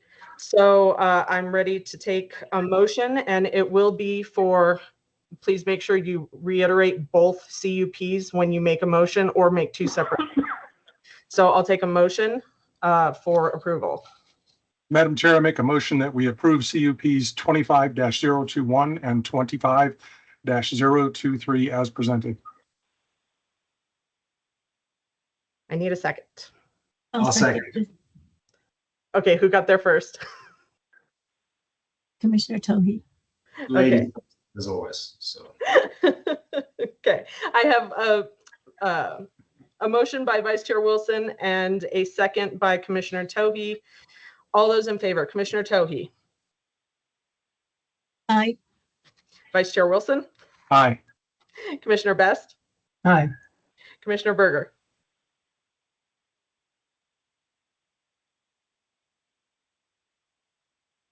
Sorry, aye. Commissioner Leslie. Aye. Commissioner Hayward. Aye. And this is Chair Burton. I also vote aye. Motions pass unanimously. All right. Next item on the agenda is SUB 25-003. It's a subdivision near the Mormon Lake area. And just a reminder, this is just a recommendation for the Board of Supervisors. All right, staff, please proceed with your presentation. Thank you, Madam Chair, members of the commission. This case is the Diablo Canyon subdivision, SUB 25003. In this case, the property owners are BAS LLC and HML LLC of Phoenix. The applicant is Thomas Lampo of Norris Design, Tucson, Arizona. Location of the property is 1.5 miles east of Lake Mary Road near Mormon Lake. The zoning is general. The size of the site size is 335 acres, and the request is for a subdivision preliminary plat. This is a vicinity map showing the subject property. You can see Mormon Lake, of course. This is Lake Mary Road coming down, and the property's access off of the road right through here. There are 4 total parcels. An aerial photo also showing the subject property. As you can see, there's a big meadow that comes through here, and then there's kind of a ridge line with some trees, and you can see a few stock ponds as well. This is part of a ranch, or was part of a ranch. And this is the proposed development. It's a 38-lot subdivision on 335 acres. Of that, 202 acres would be protected as open space. That's a total of 60% of the property. There is primary and emergency accesses provided, and both of those are via Forest Service roads. All the roads on the property would be privately maintained and owned. Utilities would include on-site electricity. As you can see, there's an electric line. That's a picture of the electric line on the property. Water would be hauled, and they would have on-site septic systems. The applicant also annexed into the Mormon Lake Fire District for fire service. That's very close. This is a photo of the subject property. This is the old ranch. I think it's called the Perry Ranch. So it's still there, and you can look out into, you're looking down and out into that meadow, that large meadow right there. This is another photo where you're looking north to the north part of the property. That's of course the peaks in the background. This is the entrance to the property, and again you can see the trees up on the mesa type area. They're a little higher than the meadow that's lower down. And so this is kind of an entrance that was there. And I just wanted to show you this. This is what the applicant is proposing for the entrance to the subdivision, which is kind of reflects the old ranch entrance. In terms of open space, that large meadow I was showing you in the pictures is proposed. The entire thing pretty much is proposed as open space. This area is known to flood, or as the applicant puts it on their map, I'll show you that in a second, ponding. There's a lot of water that flows down through there and ponds on this property, so it makes it unsuitable for residential lots. There's more open space proposed on the west side, which basically coincides with water features and water drainages. As I was showing you before, there's several stock ponds on the property, and that's where the water flows from there down into the meadows. So what happens is those kind of work together. So they create a natural drainage for the subdivision as it goes through those ponds and then down onto the meadow. There are also some large trees and rock outcroppings. There's quite a few trees on the property. There's a tree inventory provided in your packet that shows all of the trees. Those are not in the open space, but those would be protected by building envelopes and also the design of the roads to the subdivision, which is made to miss the larger trees. And I wanted to note that the trails in open space would be accessible to the public, and that's required because of the density bonuses that are provided. So this is a really good map to show you kind of what's going on at the open space. You can see the flows come down through the ponds and then into this area in 3 different locations throughout. And then they hit, this is actually an area of floodplain on the property. they hit this thing called Ashurst Run, and that's kind of a drainage that goes back to Ashurst Lake. So this all eventually drains into Ashurst Lake. And you can see all the yellow circles. Those are all the proposed areas for building envelopes. And this is in the pre-plat package. It shows the actual open space and also the lots. This is the best way to show the lots in the subdivision. So as you can see, they have roads coming through. This is the main road coming off of Lake Mary Road at the entrance right here I showed you a minute ago. And then the secondary emergency access will go out through the north and connect to a series of forest roads in that direction as well. Now, as you can see, there's a trail that goes all the way around the open space and also connects back to the roadways in various places. As I said, this would be a publicly accessible trail. It is kind of out of the way, but you know, it's possible that public would find that and go up there and use the trail.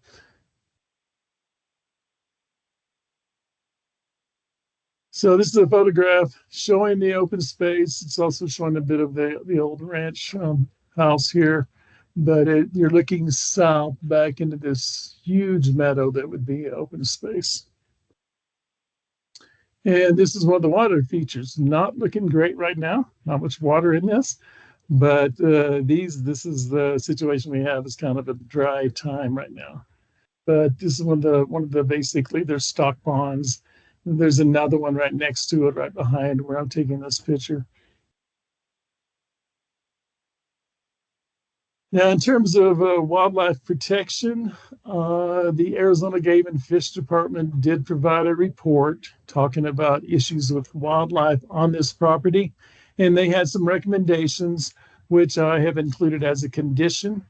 Number one, consider wildlife needs during construction.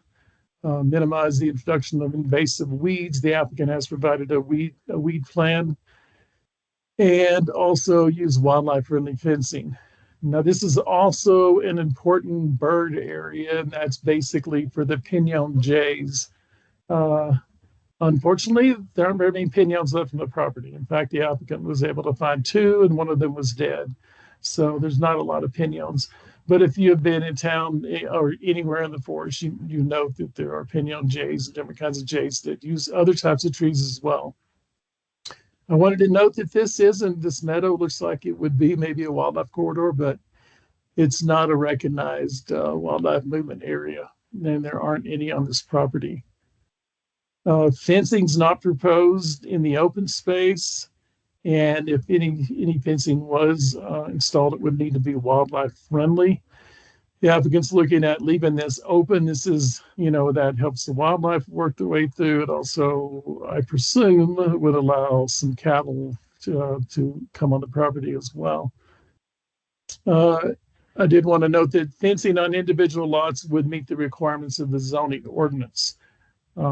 Staff does not like to be very prescriptive when it comes to fencing. It's very hard to regulate, and people on individual properties, they need fencing. There's a little bit of wind out here. It was windy when I was there, so they need wind blocks and different things like that.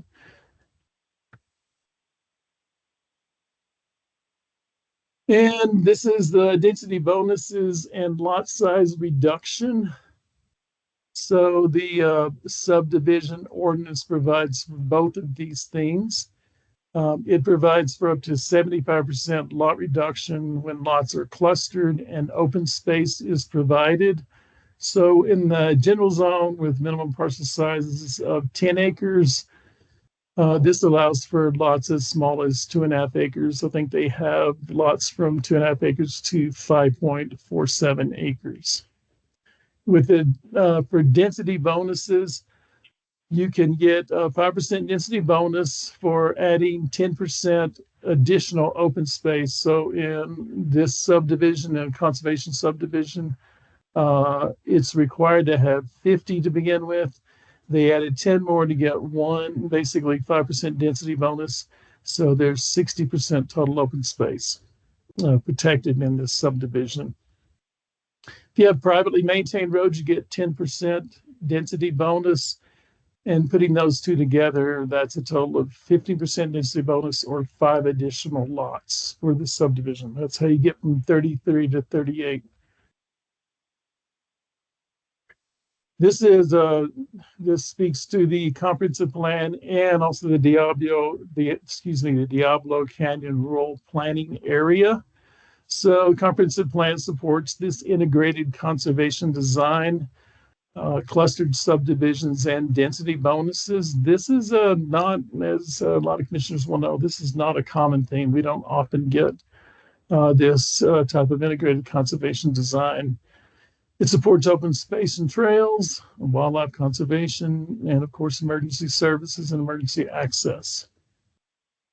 The Diablo Canyon rural planning area policies support clustering to prevent a fragmented development pattern. And if you know the county, there are several places in the county where we have large areas of 40 lot parcels. And those don't always work out well. They often remain undeveloped, and they create this fragmented development pattern, something that is in our comprehensive plan, of course, and also in the Diablo Canyon planning area as well. So that's one of the things that it supports the clustering, as we're seeing here. It also supports adequate facilities and infrastructure and residential developments, as I talked about earlier with the utilities. And it supports waivers from some of the typical requirements, such as paved access to achieve the ranch appropriate design.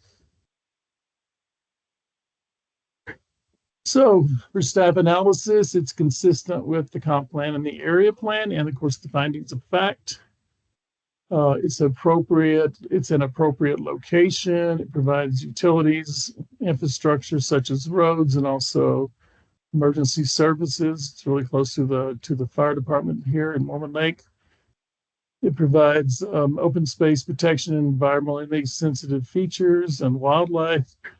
Protects those, prevents those fragmented development patterns, as I spoke of before.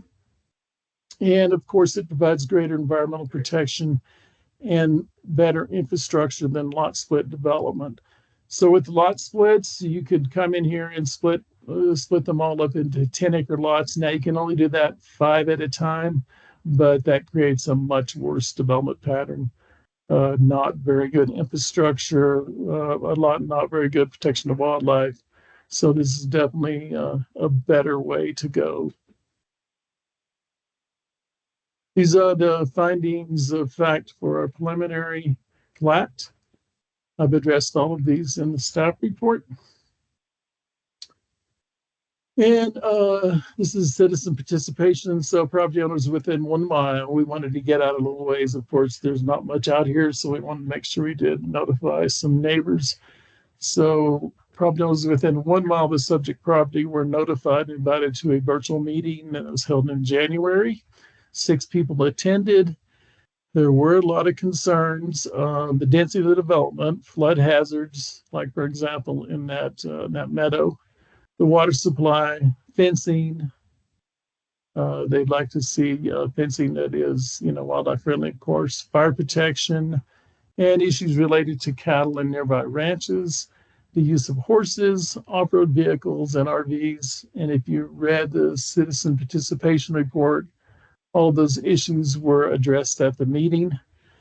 The applicant also provided me with 13 letters of support for the subdivision. You should have just got those today, and I apologize, you got those kind of late, but those came in kind of late as well. With that, staff recommends the Planning and Zoning Commission forwards a recommendation of approval of SUB 25003 to the board with the recommended conditions. And with that, I'll take any questions from the commission. Okay, Vice Chair Wilson, you're first up. Thank you, Madam Chair. Mr. Short, I'm curious, the letters that we received today seem to all be in the very similar format, almost automatically generated or something. Is there an explanation why we are seeing something that is so different than what we typically see in these types of letters? Commissioner Wilson, that this happens sometimes. I mean, the applicant is totally able to elicit support for their projects. So we have seen this. So it's I don't know what else to say about it. It is something they can certainly do. And you're correct. They all started out with the same thing, or a lot of them did. That is correct. Thank you. Commissioner Best? Thank you, Madam Chair. Are there CCNRs for this development? Yes, I don't believe we have. We may have gotten some very preliminary ones at this point, but yes, there will be. There have to be CCNRs for this development. And if you read the conditions for the subdivision, it has several places where things are required in the CCNRs. For example, if you create a subdivision like this, you're going to have obviously you have all private roads, privately maintained roads. So they have to be maintained. So the CCNRs provide the HOA or POA, the Property Owners Association or Homeowners Association, with the ability to collect funds to maintain those roads, to maintain the drainage, to maintain everything on the property, the open space, all of those things. It's just something that has to be done unless, especially when you have private roads like this. So yes. Okay. One of the reasons I asked is the trail system. They can then therefore restrict the trail system with signage so that only vehicles and pedestrians that the type of which they approve are allowed on the trails. I know there's issues in the forest these days with the increasing strength of electric bikes, and it's getting hard to tell whether it's an electric motorcycle or an electric bicycle. So they would be able to deal with that. The other question is, do we have flood maps that show 100-year flood plain for this area? Yes, we do. And I don't know if you saw that earlier. I'm not sure if these are delineated or if the elevations have been delineated, but if you look at this map right here, this is FEMA Flood Hazard Zone A. And I don't know if you know how this works, but if it's Zone A, sometimes FEMA has looked at it and said, this looks like a floodplain, but they haven't exactly delineated it, which means they study it and they've determined what the actual elevation of the flooding is. In this case, that's a long way from where these houses are.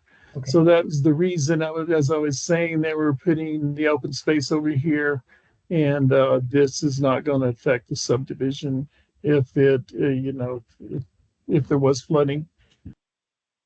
Okay, so essentially we do have 100-year and the houses are outside of it. Thank you. Those are my two questions. Thank you, Commissioner Best. Do any other commissioners have a question for staff? Vice Chair Wilson. Sorry, I have one more. Mr. Short, we talked earlier this evening about Forest Service permits for roads and the upgrades necessary.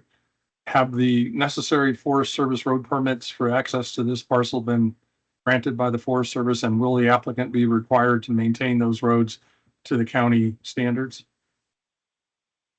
Commissioner Wilson, yes, they have. They've gotten special use permits from the Forest Service. That we had representatives at the technical review committee meeting, and that we discussed that there. So they have gotten those permits. Okay, you were kind of muffled there, but am I correct in this understanding? Yes and yes? Yes, that is correct. Okay, thank you. All right. Any other commissioners have questions for staff? Okay, I'm not seeing any. So let's go to the applicant or their representative. If you would like to address the commission and make any additional comments, please state your name and address and proceed with your comments. Hi, thanks for having me. My name is Thomas Lampo. I'm an agent for the applicant, and my address is 418 North Toole Avenue, Tucson, Arizona, 85701. And we agree with staff with their recommended conditions. They did a great job. It's been great working with Bob and Jess through this whole process. I did have a quick presentation prepared. Let me see if I can share my screen.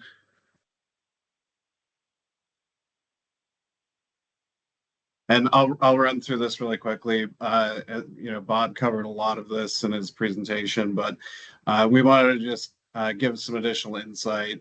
And so, you know, we are surrounded by Coconino National Forest, as Bob mentioned.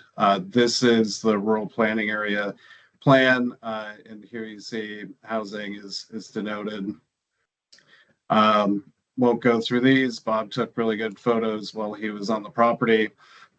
I think that he covered a lot of this in his presentation as well. So don't really need to go through all the things that the subdivision is envisioned to be, but we do intend to have an HOA.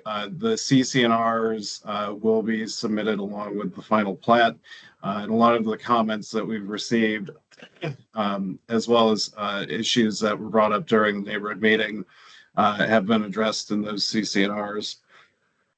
And then Bob covered the subdivision ordinance, also covered adherence to the comprehensive plan.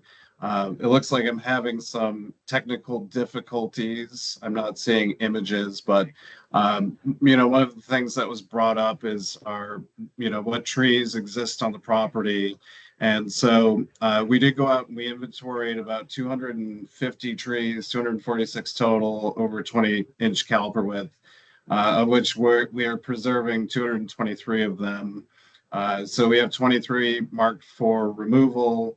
And then, you know, as Bob mentioned, the building envelopes were shifted, road alignments were shifted when we found trees that looked like they really needed to remain. We did find 2 piñons on the property that we did inventory, and one is to be removed. It's not in the best shape, and that's marked as tree number 242 on the tree inventory if you're looking at the landscape plan. And then in addition, we use GIS technology to find another 148 trees that are also going to be preserved that are outside of the developable area. So within that open space area on the northeast corner and then throughout the open space tracts, you'll see, and I believe this is included in your packet too, the additional trees that will be preserved. There may or may not be additional piñon trees in that. We didn't inventory them because they're outside of the area that we're anticipating for development. I actually had photos of all of those, but as you can see, my computer isn't cooperating with me. But that really is the bulk of my presentation. We agree with staff's recommendation. We agree with everything that was presented to you, and I'll stand for any questions if anyone has any questions for me. Thanks. Do any of the commissioners have questions for the applicant? I'm not seeing any. Thank you very much, Mr. Lampo. Thank you. All right. Now I will open it to public comment. If there's anyone in the public who wishes to address the commission on this case, please raise your hand. I'll call on you in the order you raise your hand, and you get 3 minutes. We'll ask that you state your name and address for the record. Is anyone in the public wish to comment on this case? Okay, I'm not seeing any. So I will. Oh, Yes, there's a couple there. A couple of people just popped up. Okay, I have an Ellen Parrish. Hello, can you hear me?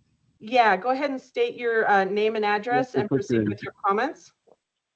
Yeah, my name is Ellen Parrish and my address is 951 Sunset Drive in Mormon Lake. We're having some trouble in the area, both on public land and private land, with people coming to visit with RVs and bringing a lot of OHV traffic to the area. My concern is what will be done in this subdivision to prevent property owners from inviting their friends and all of their RVs and OHVs to the area, bringing increased traffic, increased stress on emergency services, and damage to public lands and roads.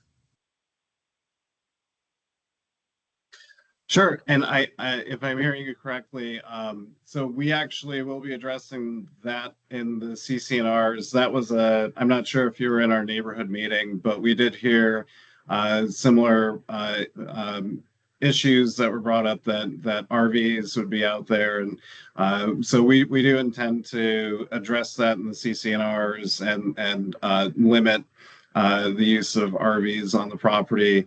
And another, we're intending to have something in the CCNRs that says that a primary structure must be in place before an RV can be there. So hopefully that answers your question. Thank you. Well, it does. Am I allowed to ask a further question? We need to move on to the next public comment. So it really just needs to be public comment, not question right now. Is there anyone else in the public who wishes to address the commission on this case this evening? All right, I see Loretta. Please state your name and address and address directly to the commission, please. Yes, my name is Loretta Clark, and it's 376 Hillcrest Drive in Mormon Lake. And my comment, since I'm not allowed to ask a question, is that I was told, I never heard of any meeting in January, so this is my first information about all of this. But I was recently told, in trying to find out more about it, that a school has been promised to be built in for all these houses, and so there's a lot of people who are supporting it because there will be a school. I kind of am concerned about the infrastructure that's going to be required to go with all of this all these houses and then a school. And I don't know if all that's true or not, but it's a little concerning to hear all of this. Okay. Do you have any further comments? That's my comment. Okay, thank you. Is there anyone else in the public that wishes to address the commission? Madam Chair, we have, this is Jess with staff. We've got 1, 2, 3, 4, about 5 people who are on the meeting on phones. They're not going to be able to raise their hands. So you may ask if any of the people who are joining the meeting by phone, if they could just speak up if they have comments. Okay, yeah. Is there anyone that's joining the meeting by phone wish to make any comments towards the commission? Nope.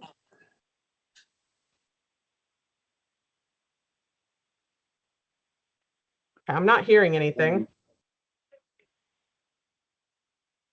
Okay. All right. If there's no further public comments, then I'll close it to public comment. I'm going to do one more last call. Okay. I have a comment.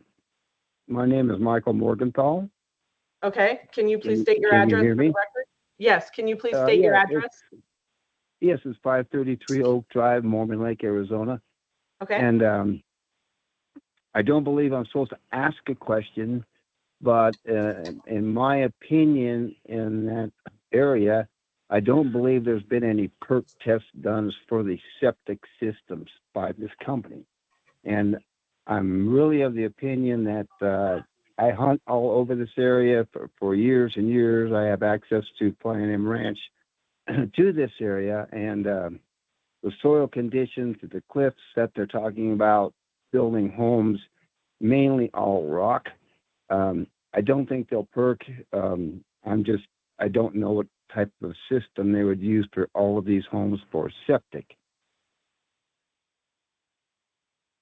Okay. Do you have any further comments? No. Okay. Thank you for your comments. All right. Ms. Parrish, you already made a comment. Is there somebody else with you that wishes to comment? Nope, it's just me. Okay. We give everyone a one shot deal here. And just so everyone knows, we are just making a recommendation to the Board of Supervisors. You will have the opportunity to address the Board of Supervisors during the public hearing portion when they visit this case. So I just want to make sure the public is aware that this is not a one-stop shop for your comments. So, okay, so I am going to close it to public comment and open it to commission discussion. So let's go ahead and go around the room. I'll call on commissioners, provide your thoughts, which direction you're headed, any concerns you might have. So Commissioner Tohi. All right. Good evening. In looking at the information and also listening to everybody and the presentation, I think there's really good support for it. And I just want to see what the feel is among our commissioners as well. But currently, I think it sounds good. There are, I think, some concerns that I have. I guess with the amount of development, but I'm not familiar with that area, so I think as far as infrastructure is concerned, I think that's just if it's feasible and everything's been done and the staff recommends it. I think it's right now I'm just weighing in on the fact of just listening to some more, but I think I have my mind made up. All right, thank you. Okay. Vice Chair Wilson, what are your thoughts? Thank you, Madam Chair. I have a question relating to the fencing. Some of the public comments that we were received addressed the fact that cattle out there, apparently there are grazing leases or something like that, and that the residents may want to have fencing to keep cattle off their private property. Yet in the conditions, we're talking about wildlife-friendly fencing. And I'm wondering if there is such a thing as wildlife-friendly fencing that also can stop cows. And is there someone from community development that can address that question? Mr. McNeely, I'm guessing that it's just leaving a little bit of extra ground clearance for animals to go under. Yeah, And so cows aren't Madam gonna do Chair that. and Bob may be able to comment, and you may be able to ask the applicants as well. We have a standard that's in our comp plan. I believe there's a copy of it in our subdivision ordinance as well as to what a standard wildlife friendly fence is, and it does include that the top and bottom wires are smooth. But it is, from my understanding, and I'm not a rancher, but I believe that the wildlife friendly fencing standard is one that is intended to be able to fence cattle out, but still not hang up wildlife. I know we weren't able to have Jessica Simmons with us this evening, but we do have Hannah Griscombe from Arizona Game and Fish. So, Madam Chair, if you'd like, we could let her as a partner agency speak on this item. Yes, go ahead. Great. Thank you for bringing me on. Yes, that is correct. So fencing that is wildlife friendly can also exclude cattle. So it just has to do with essentially being high enough to keep cattle out and low enough to let deer and elk over and pronghorn under. So that's how that works. Thank you very much. Thank you.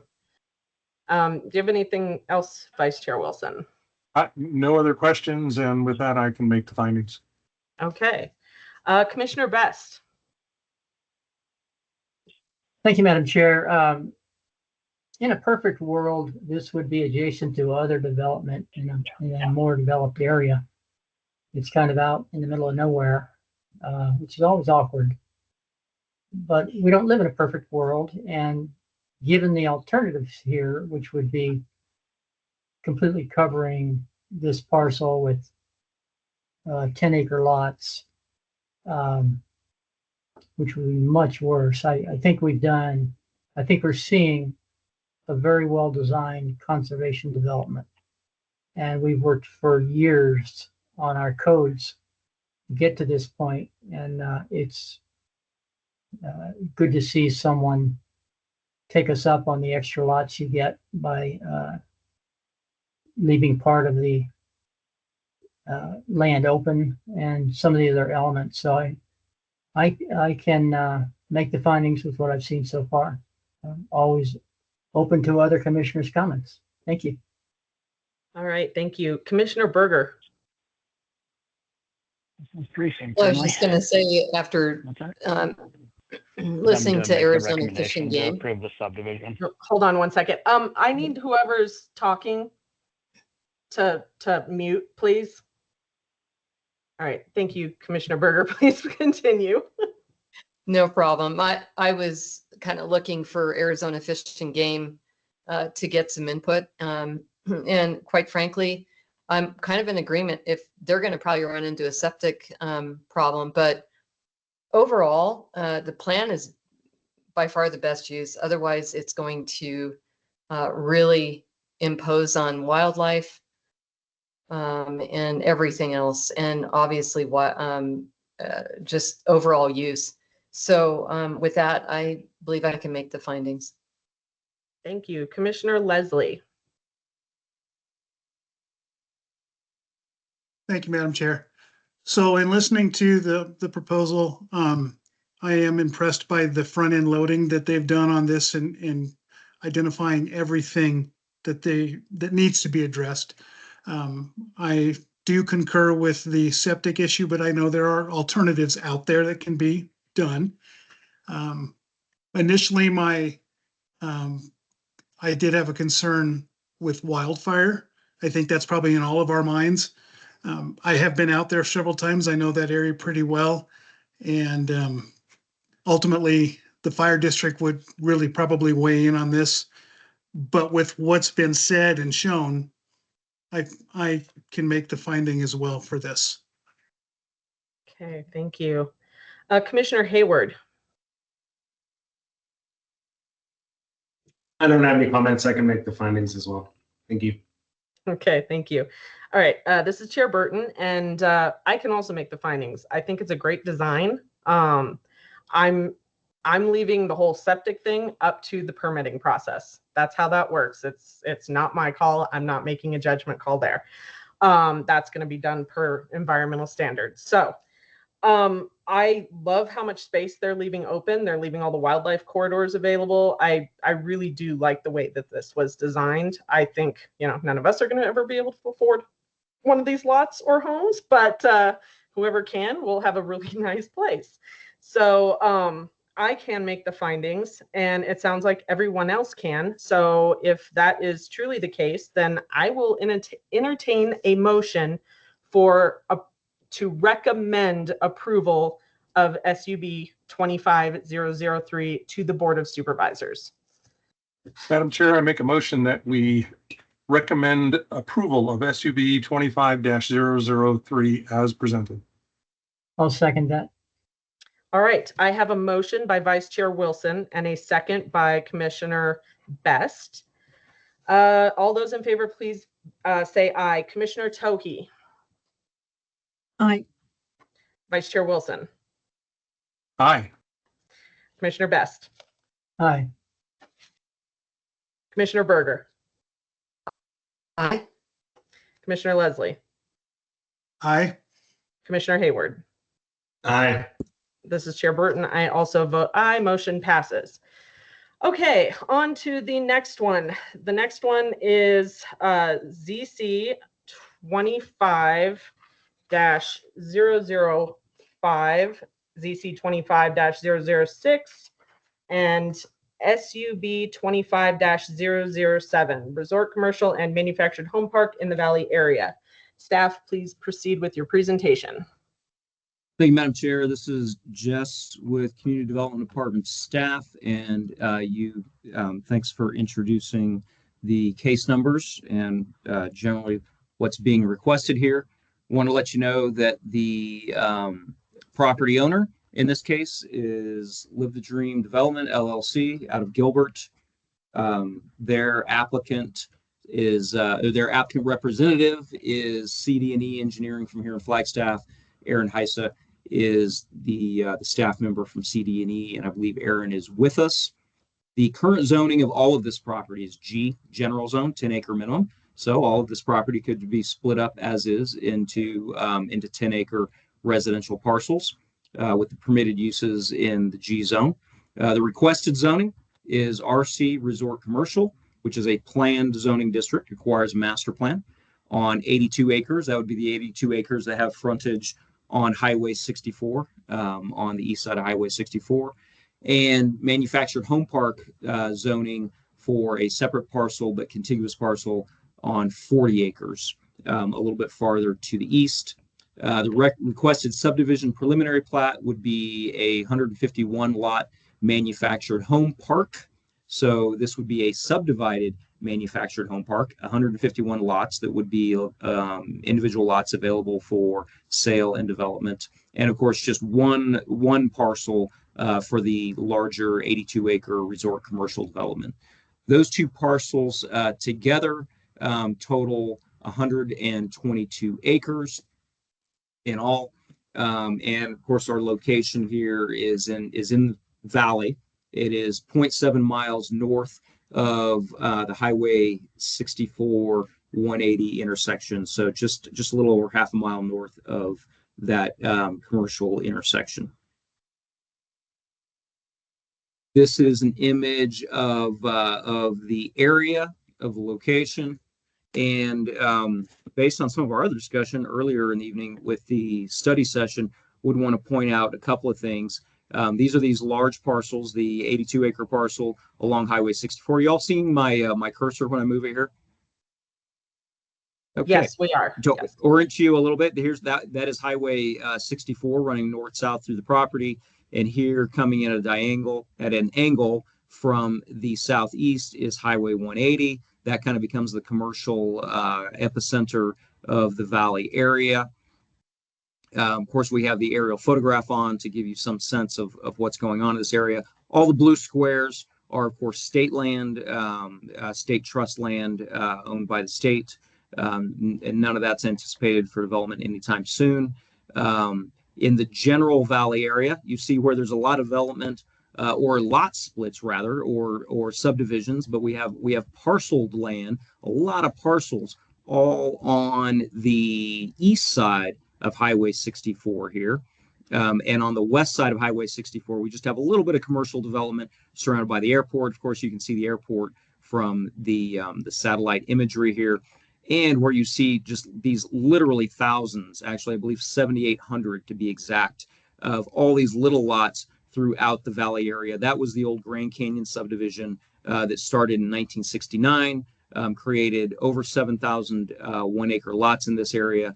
And the vast majority of those lots are not developed because even though you see a pretty layout here with all of these thousands of lots in the Valley area, back in 69, we didn't have very good development standards in the county or processes, and the vast majority of those roads were never built, or the ones that were built are not maintained. They were never accepted by the county for maintenance. So you've got, for all of these lots that you see out here, especially the further you get off of highways 64 and 180, you have a lack of roads, period, not to mention maintained roads. So it's unsafe access to many of those lots. Likewise, you don't have power to the vast majority of this area. And you certainly don't have a water or wastewater system. And wastewater ends up becoming very expensive in this area on these 1-acre lots, as soils are not conducive to a conventional septic system. You go to an alternative system, that gets very expensive. All those things combined, the vast majority of the Valley area of all these thousands of lots you see out here are, of course, vacant. There is some commercial development at this commercial core of Valley, and we'll talk a little more about that. But this is just to kind of give you an orientation to the bigger picture of the Valley area. When we zoom in a little bit and we turn on the zoning layer to understand the zoning, you can see where we have commercial zoning, the red, right here at the commercial corner. And many of us who've driven through this area know where we see a gas station, multi-story hotel building at this location, and some other commercial development, vast majority of which is very traveling tourist oriented. Commercial development being that right here at the intersection of 64 and 180, you get millions literally of tourists a year heading north to the south rim of the Grand Canyon to visit Grand Canyon National Park.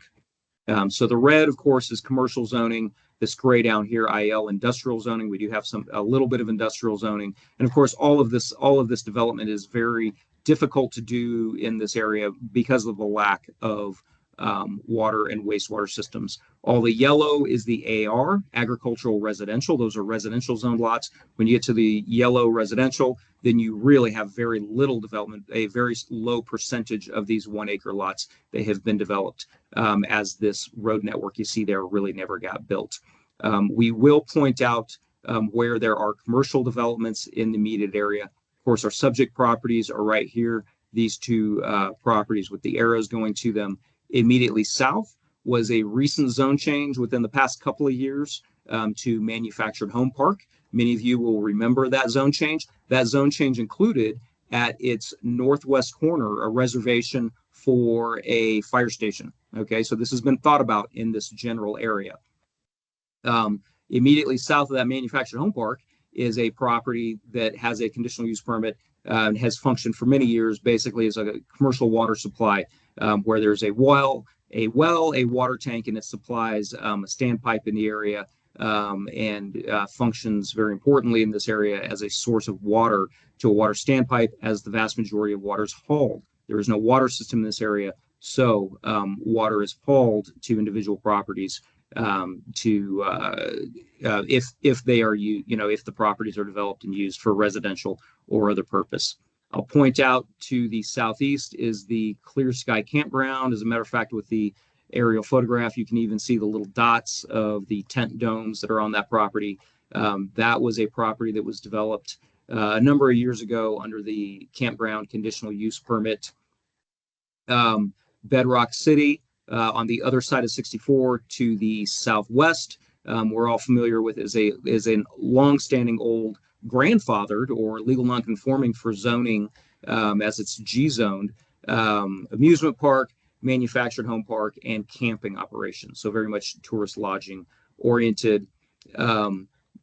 More recently than Bedrock would be on the airport's PC zoned property. Over here is the underground Canvas campground. Some of you will remember the zone change that was approved for the under Canvas campground. They've had a couple rounds to include their more recent round where they added workforce housing. They had to add manufactured homes to their property to house their own workers, an issue that comes up with this area all the time. And of course, you can see from the aerial photograph the old airport. The airport is not doing much business, but the infrastructure does exist there. And at the south west corner of the airport PC master plan development is a manufactured home park. That manufactured home park does function as quite well, actually, as the airport property was developed with water and wastewater systems. One of the few areas in the Valley area that has a water and wastewater system. Of course, in all of this area, part of the discussion, even we discussed at your study session earlier this evening, this is not under a fire district. There is no fire district. The nearest fire department is High Country, and I believe we have the High Country Fire Chief with us this evening. They are a volunteer fire department. However, they serve several fire districts, taxing fire districts, such as the Woods Fire District and the Junipine Fire District. Those are fire districts that were created by subdivisions many, many years ago. So many of the commercial developments in this immediate area on this slide you're looking at have been required with their conditional use permits or with their zone changes to have a fire and emergency services provider as a part of their conditions for approval. And all of these have subscribed with High Country Fire and that who has been providing fire in this area. Of course, our applicant this evening has ideas on how they can improve the services in the area and really step up with services and quality of development in the area. So when we look at the applicant's master development plan, of course, we will let them get into the details of their plan. I'll point out that the commercial development with these circular rings that you see here, the commercial development does have frontage off of 64. The applicant has already done a TIA, a traffic impact analysis, and has already interacted with ADOT, Arizona Department of Transportation. The applicant is required to have an encroachment permit from ADOT, and we would fully anticipate by the TIA that has already been developed, and we'll let the applicant's engineers speak more about this. There will be required turn lanes that would go along with this development if and when the applicant follows through on their encroachment permit with ADOT. So generally on this 82-acre parcel here, you see commercial lodging units, 150 commercial lodging units that are laid out. They're detached, they're kind of like a cabin style, meant to blend in with the landscape. They are spread out throughout the entire department. In these smaller circles throughout the middle of the development is some of the communal spaces, restaurants, spa, studios, other communal spaces. There are plans for wells for this property. The applicant intends to develop their own water system and run a water system for the entire development. And of course, they would have their own wastewater system as well. The permits for both of those systems would come from ADWR on entitling the water development, and of course ADEQ, the environmental quality from the state for wastewater and for the water system, the public water system as well. So we've discussed the commercial development to the west. In the northeast right here is the manufactured home park development. So this would be laid out in a subdivision. These would be individual lots. Each one of these would be available for sale, or the property owner could retain some of them to rent or house their own employees in them. As a manufactured home park zoning subdivision, they would be entitled to use it for a park model RV or a manufactured home or site-built home, whatever method they would like to, any of the residential uses that are permitted in the MHP zone. I believe on these 151 lots for the housing component of this development would be 7,000 square feet in size. They do have some communal space within here for just open space within the development. This small inset drawing in the lower right-hand corner of your screen shows with the blue what the alternative routes would be into this development. These are existing dedicated road, I believe, along High Grove Road to the south, and then the north-south running easement would be easement over private property. The applicant, of course, would be required to improve all of those to county standards. There would be another route that would head north from the main entrance to the commercial development along the frontage and would connect into the manufactured home park here. And there is access easement that runs along all of these parcels along their western property line along the 64 frontage, where the applicant could put in access as well. So they certainly have redundant access for safety and just diversifying where traffic gets in and out of this development, being that they have a residential component and a commercial component.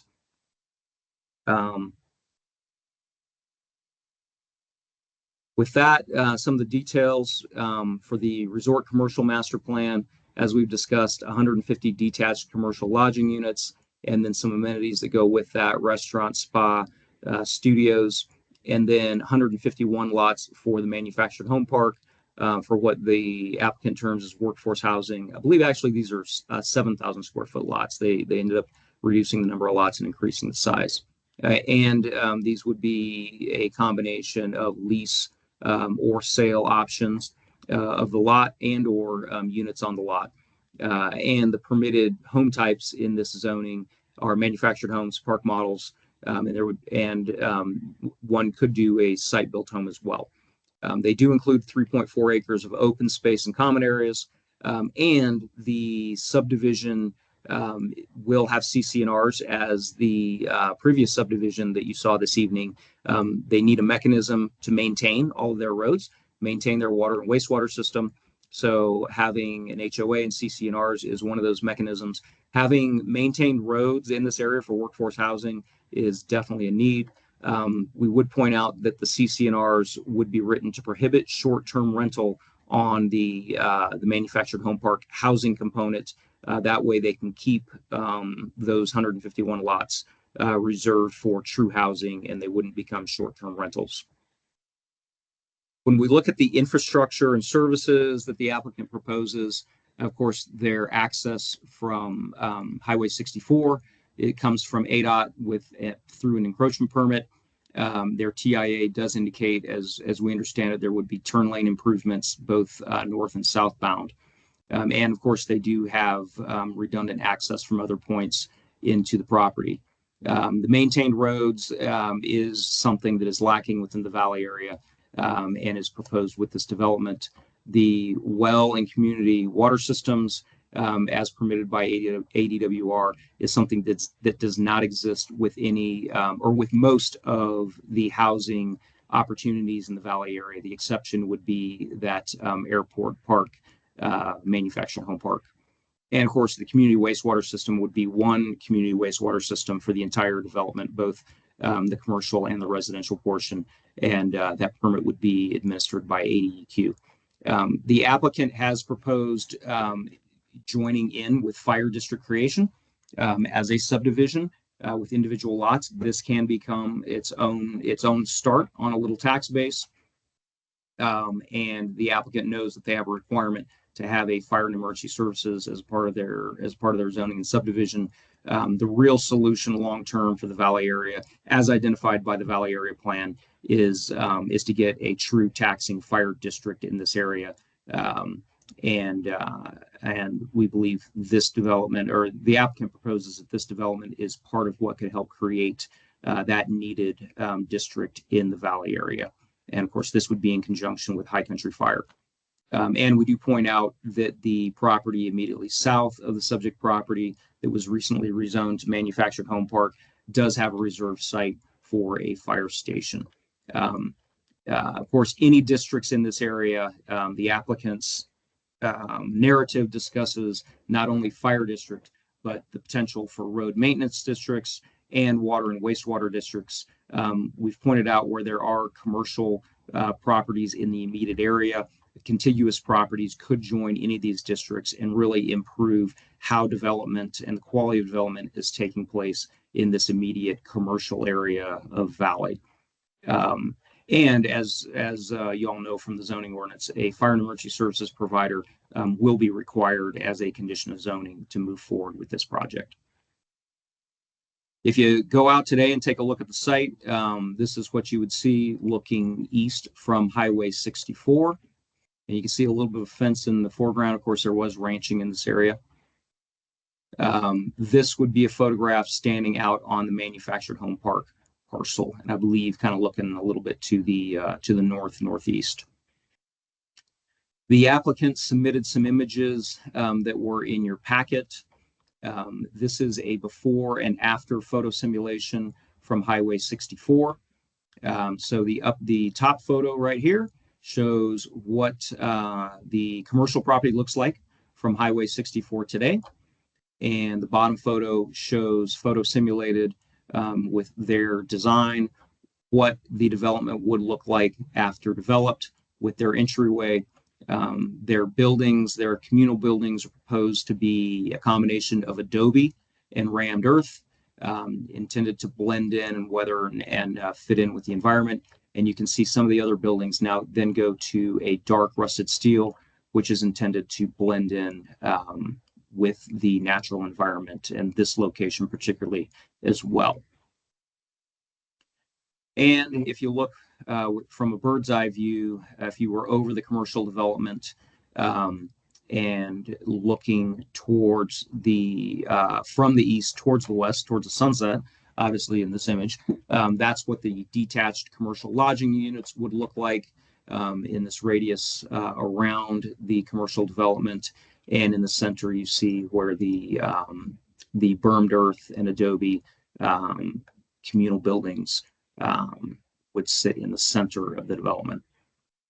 And this is an image, a close-up of the entry tower feature. It's just a feature. It would be required. The entire development is proposed, obviously, to be dark sky friendly for their own purposes, and the county's zoning ordinance lighting section would restrict the lighting on this property. But this is intended to be an entry tower that would be visible from the road, but certainly would be dark sky friendly. This is an image supplied by the applicant of a little bit more of a close-up of what the commercial lodging, the detached commercial lodging units would look like. I believe these are factory built. They're built to a code, and they would be brought to the site and affixed permanently on the site. This is the preliminary subdivision plat as submitted by the applicant.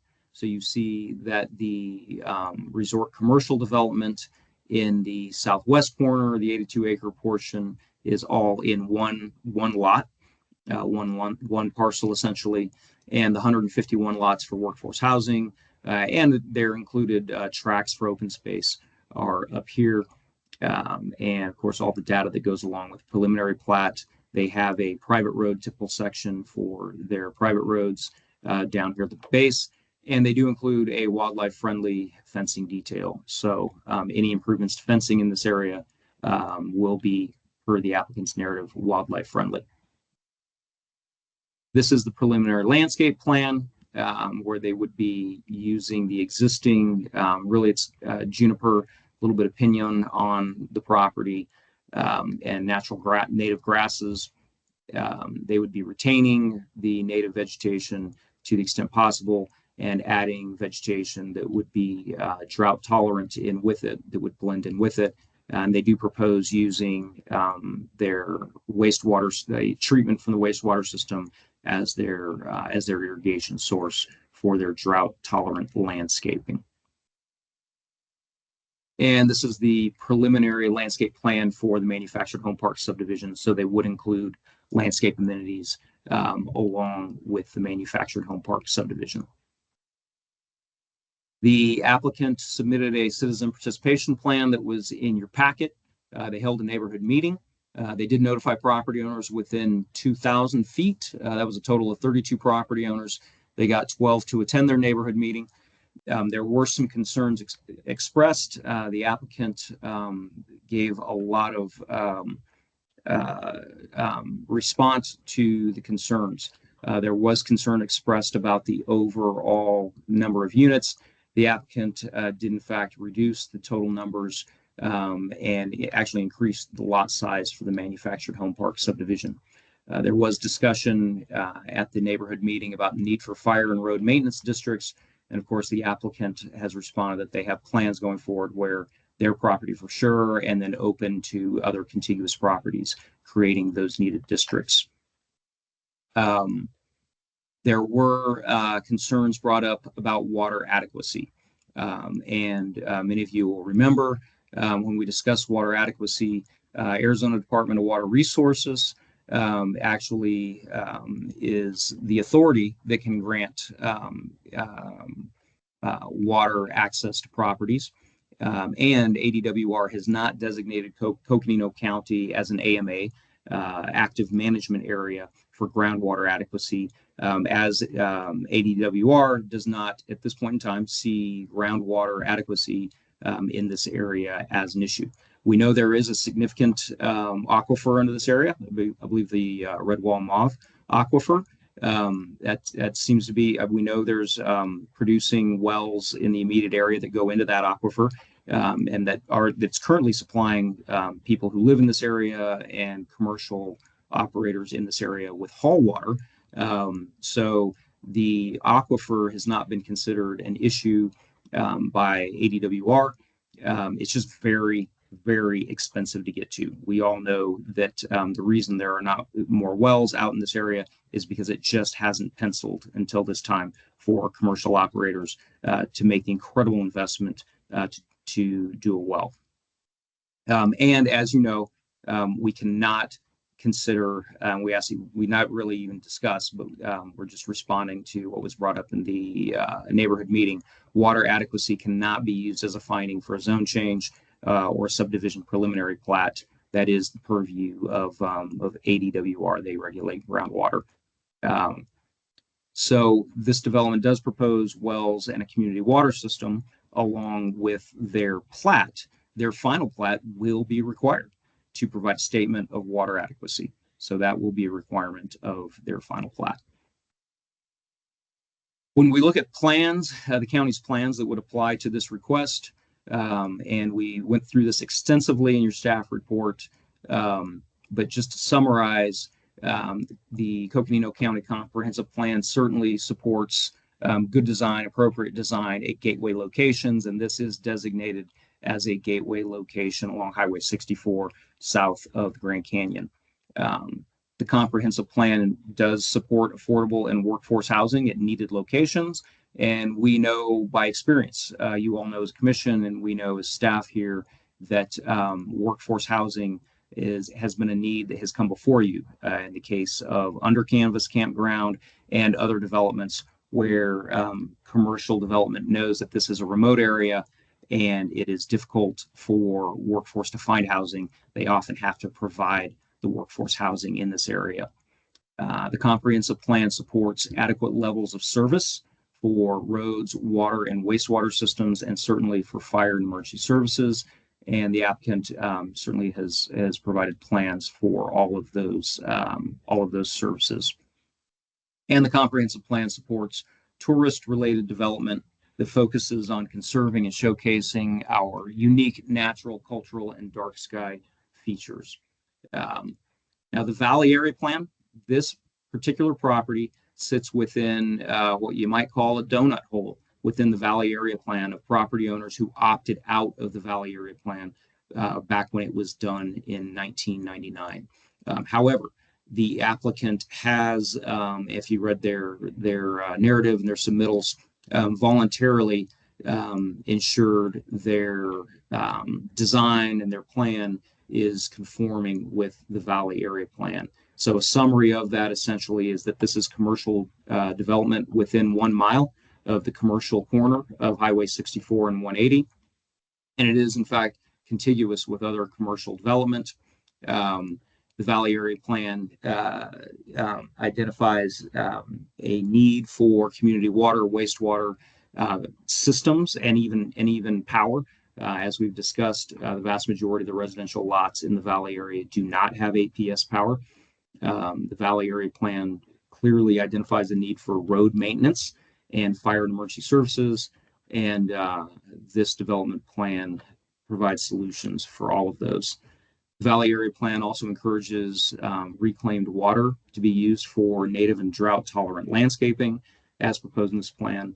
And the Valley Area Plan does discuss a lack of a mix of housing or need for a mix of housing for locals and employees, and that's specifically for workforce housing as well. I would point out that there's been a lot of discussion about the need to update the Valley Area Plan. That's from 1999. We as staff have spent some time with this area plan and we look forward to updating it.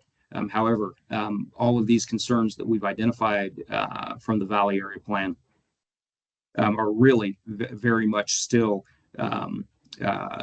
very much the same as they were in 1999, the same concerns they were back in 99.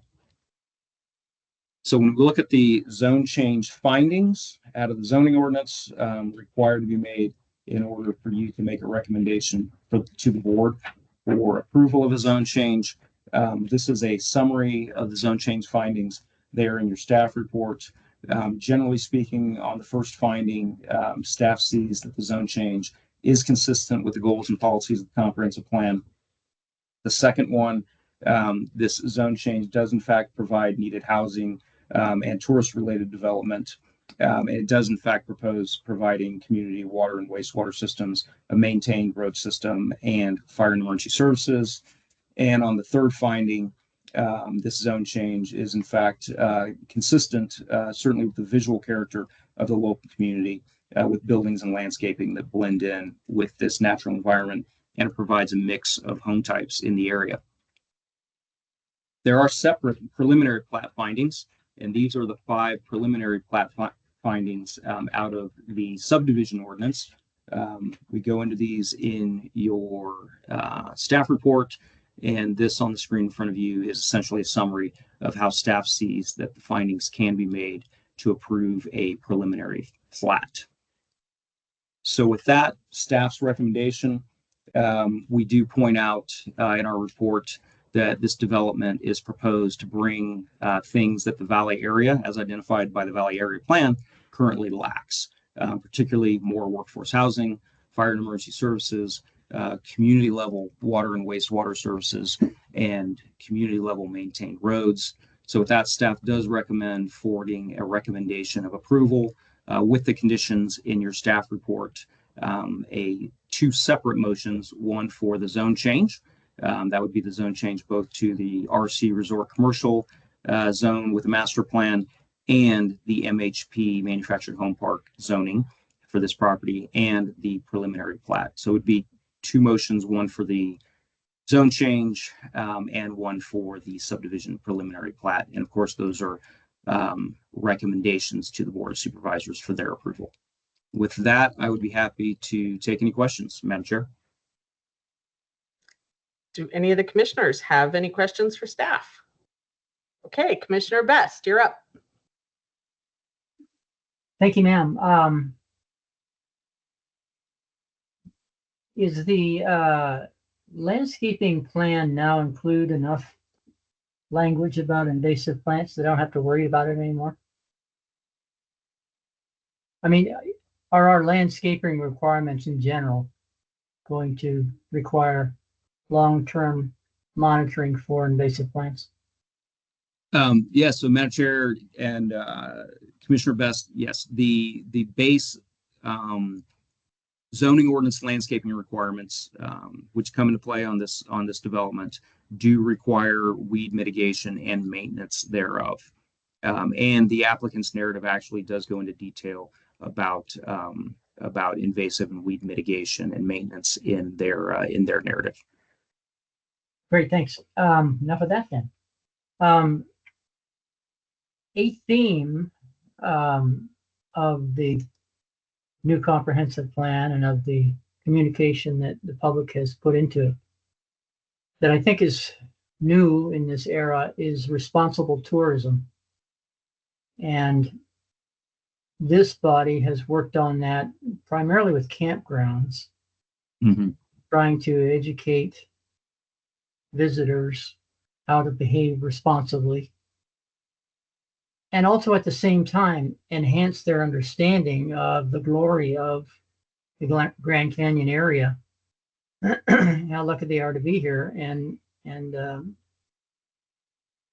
the assets that are before them that they should conserve.